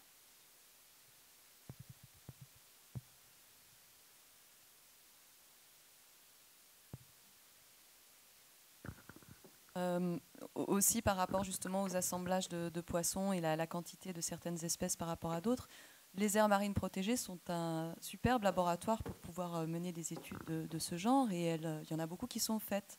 Il y a plusieurs laboratoires, notamment en Italie, en France également, qui mènent certaines de ces études-là, avec des publications assez récentes peut-être. Et moi, je pense que c'est vraiment une bonne opportunité. Une autre manière d'étudier cet assemblage de poissons, c'est avec les pêcheurs. De collaborer avec les pêcheurs, de voir ce qu'ils ressortent de leur pêche, et notamment justement dans les pays de l'Est de la Méditerranée, on voit que cet assemblage de poissons a changé avec des espèces lessepsiennes qui constituent maintenant souvent 50% de la pêche. En fait, vous avez raison. Et pourquoi? Parce que c'est difficile, qu'on ne sait pas bien faire et qu'en plus on ne s'en occupe pas. Donc du coup, je ne suis pas persuadé que si on se retrouve dans un an, on vous apportera plus de réponses, mais oui, ça fait partie. Tout à l'heure, j'évoquais le fait qu'on était capable de décrire et pas de comprendre. En fait, on ne décrit pas tout et on comprend quand même un peu les choses, quoi. Mais donc du coup, on a quand même du mal à avoir une belle représentation un peu exhaustive de l'ensemble des principales espèces visibles à l'œil humain, animales et végétales, qui sont dans les petits fonds côtiers. Alors quand vous voyez que la mer Méditerranée, ça descend jusqu'à 5400 quelques mètres, on peut imaginer qu'effectivement, on ne connaît pas grand-chose, quoi. Ceci étant, les techniques évoluent, l'acquisition des données évolue, les capacités de voir sous l'eau et de comprendre les choses évoluent. Et il y a encore de belles années pour faire des futurs débats sur la biodiversité. Oui, bonjour. Je trouve ça très intéressant parce qu'on a un regard vraiment croisé sur tout le bassin méditerranéen. Et ce qui m'étonne le plus depuis tout à l'heure, c'est qu'en fait, tout le monde comprend et perçoit les enjeux qu'il y a autour de cette Méditerranée, mais que les comportements sont très très différents, que ce soit au Maroc, au Liban ou en France, et bon, on pourrait parler aussi des autres pays. Et la question que j'ai envie de me poser, c'est pourquoi il n'y aurait pas une harmonisation politique, enfin, pourquoi on tolère des déchets chimiques au Liban, alors qu'en France, ça serait puni légalement, enfin, ça serait amendé. Disons que Maroc, peut-être, le tissu économique est beaucoup moins important et peut-être moins de pression sur l'environnement. Mais on aimerait, c'est peut-être pas, ça va peut-être changer ça aussi. Et j'aimerais comprendre pourquoi on laisse faire, en fait. On laisse faire des mauvais comportements, quoi. Avec les connaissances qu'on a aujourd'hui, avec le recul qu'on a aujourd'hui sur tout ce qui est traitement de l'eau ou autre chose, quoi. Avant de passer le micro, moi je vous ferai juste une remarque, c'est qu'on n'est pas encore dans une société où le scientifique est indépendant et autonome par rapport au pouvoir politique. Et d'un pays à l'autre, c'est très compliqué. Maintenant, qui veut répondre? Je dirais quand même que grâce à l'Europe et aux directives, quoi qu'on en dise, hein, même les politiques sont obligés quelquefois de suivre très sérieusement certaines mesures qui ont été très difficilement d'ailleurs argumentées et par les scientifiques.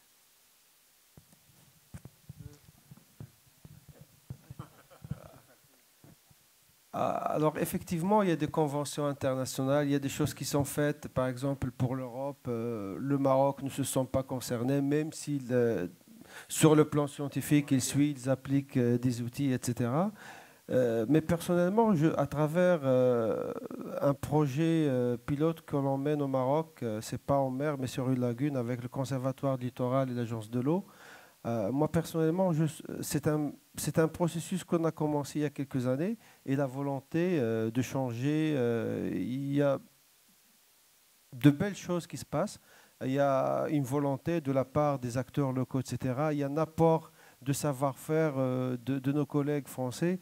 Et je pense que là, d'ailleurs, on est rentré, on était ensemble sur une mission de terrain, etc., où le décideur il est prédisposé à écouter des solutions, alors que ce n'était pas la même chose il y a quelques années.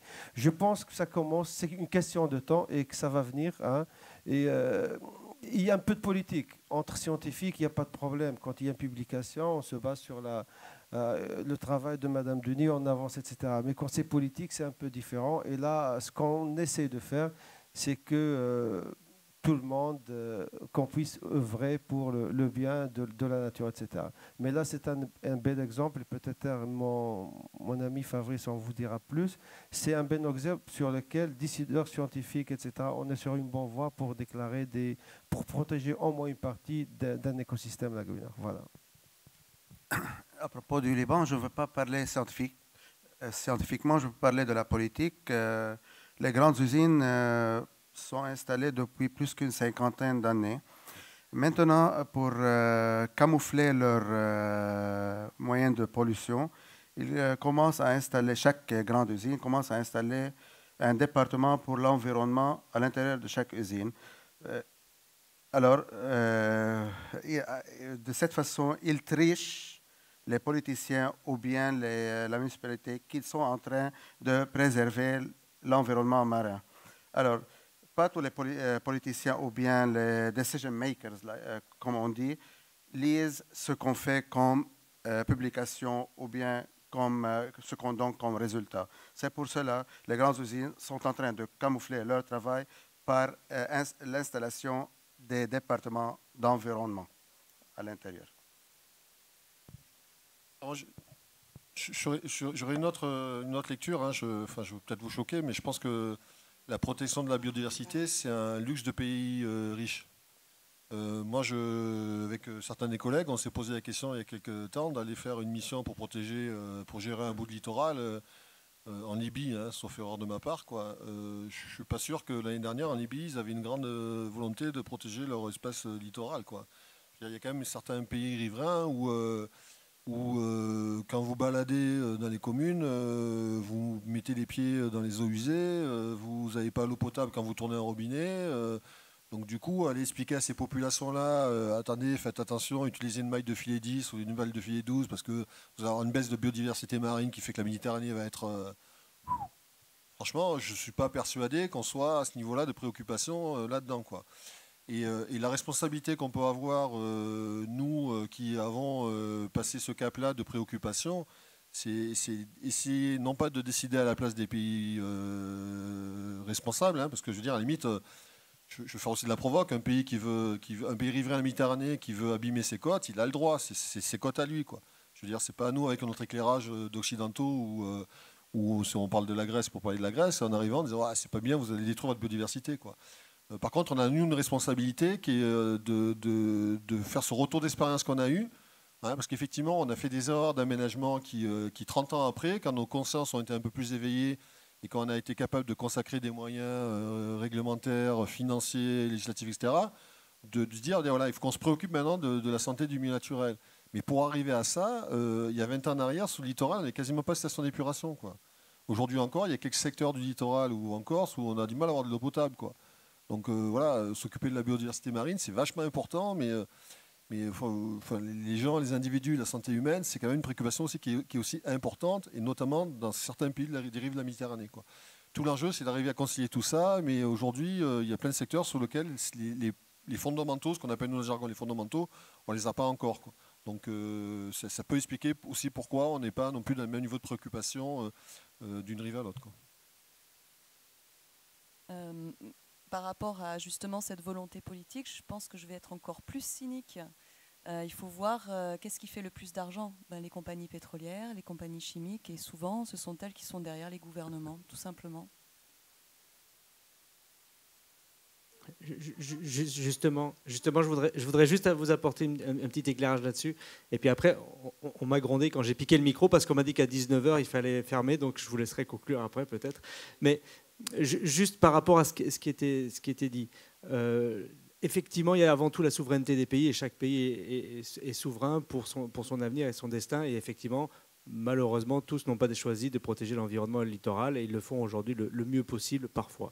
Par contre, il y a aujourd'hui de plus en plus des démarches internationales, dont une qui marche très bien à l'échelle globale, il y a plusieurs conventions de mer régionales, que ce soit les Caraïbes, Pacifique, etc. Il y a une convention des mers régionales qui fonctionne très bien aujourd'hui, c'est celle pour la convention qu'on appelle la convention de Barcelone, qui, avec le plan d'action pour la Méditerranée, qui là réunit les 22 pays riverains. Et là, il se passe beaucoup de choses. Moi, je suis membre, je suis représentant de la France au sein de cette convention. C'est pour ça que je me permets de prendre la parole là-dessus. Et là, les 22 pays se réunissent depuis maintenant, ça va faire 40 ans. Et depuis 40 ans, il y a eu une grosse progression. Il y a 7 protocoles qui ont été signés par l'ensemble des 22 pays qui sont aujourd'hui en œuvre sur des problématiques liées aux pollutions, liées à la protection des espèces, liées aux problématiques d'urbanisation, etc. Et petit à petit, cette prise de conscience fonctionne, cette unité régionale fonctionne, et on ne sera jamais dans un monde parfait, mais petit à petit, la Méditerranée montre l'exemple, puisque justement, certains protocoles développés en Méditerranée sont aujourd'hui essayés d'être répliqués, notamment en Océanie et dans les mers Pacifiques. Voilà. Donc la Méditerranée n'est pas extraordinaire, mais déjà exemplaire à plein de niveaux. Le mot de la fin pour Denise Bellan-Santini. Ce n'est pas le mot de la fin, mais je voudrais quand même dire quelque chose, c'est que pour un problème aussi vaste, hein, il faut bien concevoir qu'il y a plusieurs temps. Il y a le temps de la biodiversité, de l'évolution des espèces, le temps pour, comme disait Pierre tout à l'heure, du cycle biologique en quelque sorte, hein, qui s'établissent, c'est-à-dire que l'écosystème puisse tourner correctement. Puis il y a notre temps à nous, d'usagers, qui est beaucoup plus rapide. Puis il y a le temps du politique qui est encore plus rapide. Hein. Et tous ces temps-là sont très, très difficiles à accepter lorsqu'on admire un milieu, lorsqu'on l'aime, lorsqu'on veut le protéger. Hein. La Convention de Barcelone, moi, en début de carrière, j'ai commencé à travailler déjà sur la Convention de Barcelone et on n'en est pas encore sorti. Actuellement, ça gagne, mais le temps de l'éducation, de la formation, tout à l'heure, comme il vient d'être dit, pour la Libye, leur temps et le nôtre n'est pas le même. Et il faut savoir que, en fonction de ça, il faut essayer de faire le maximum pour justement essayer de sauvegarder la mer en général et la Méditerranée en particulier, puisque c'est la nôtre. C'est notre mer. C'est notre mer à tous. Et qu'on en dépend. Et qu'on en dépend. Et ça, c'est très important. C'est quand même l'eau qui composait notre terre et notre corps principalement. Merci à vous en tout cas, bonne soirée. Merci à nos invités, Milad Fakhri qui est quand même arrivé du Liban. Et c'est très long, il faut passer par Paris, Orly, Charles de Gaulle. Hossein Baizeri qui est arrivé du Maroc. Il y a la grève des trains aussi aujourd'hui. Denise Bellan-Santini qui est quand même toujours, qui a participé je crois aussi à la Villa Méditerranée au comité scientifique consultatif. Je vous enjoins à voir cette exposition avant qu'elle soit démontée parce que vous avez un panorama et chaque case de jeu et de réflexion est à elle seule un débat. Pose des questions et à vous de trouver les solutions. Merci à Pierre Boisserie de l'Agence de l'eau qui est un acteur primordial dans notre région. Merci à Chloé Webster. Donc on va entendre encore plus parler des aires marines protégées et des récifs artificiels. Et merci à Monsieur Milad Fakhri. Bonne soirée à vous.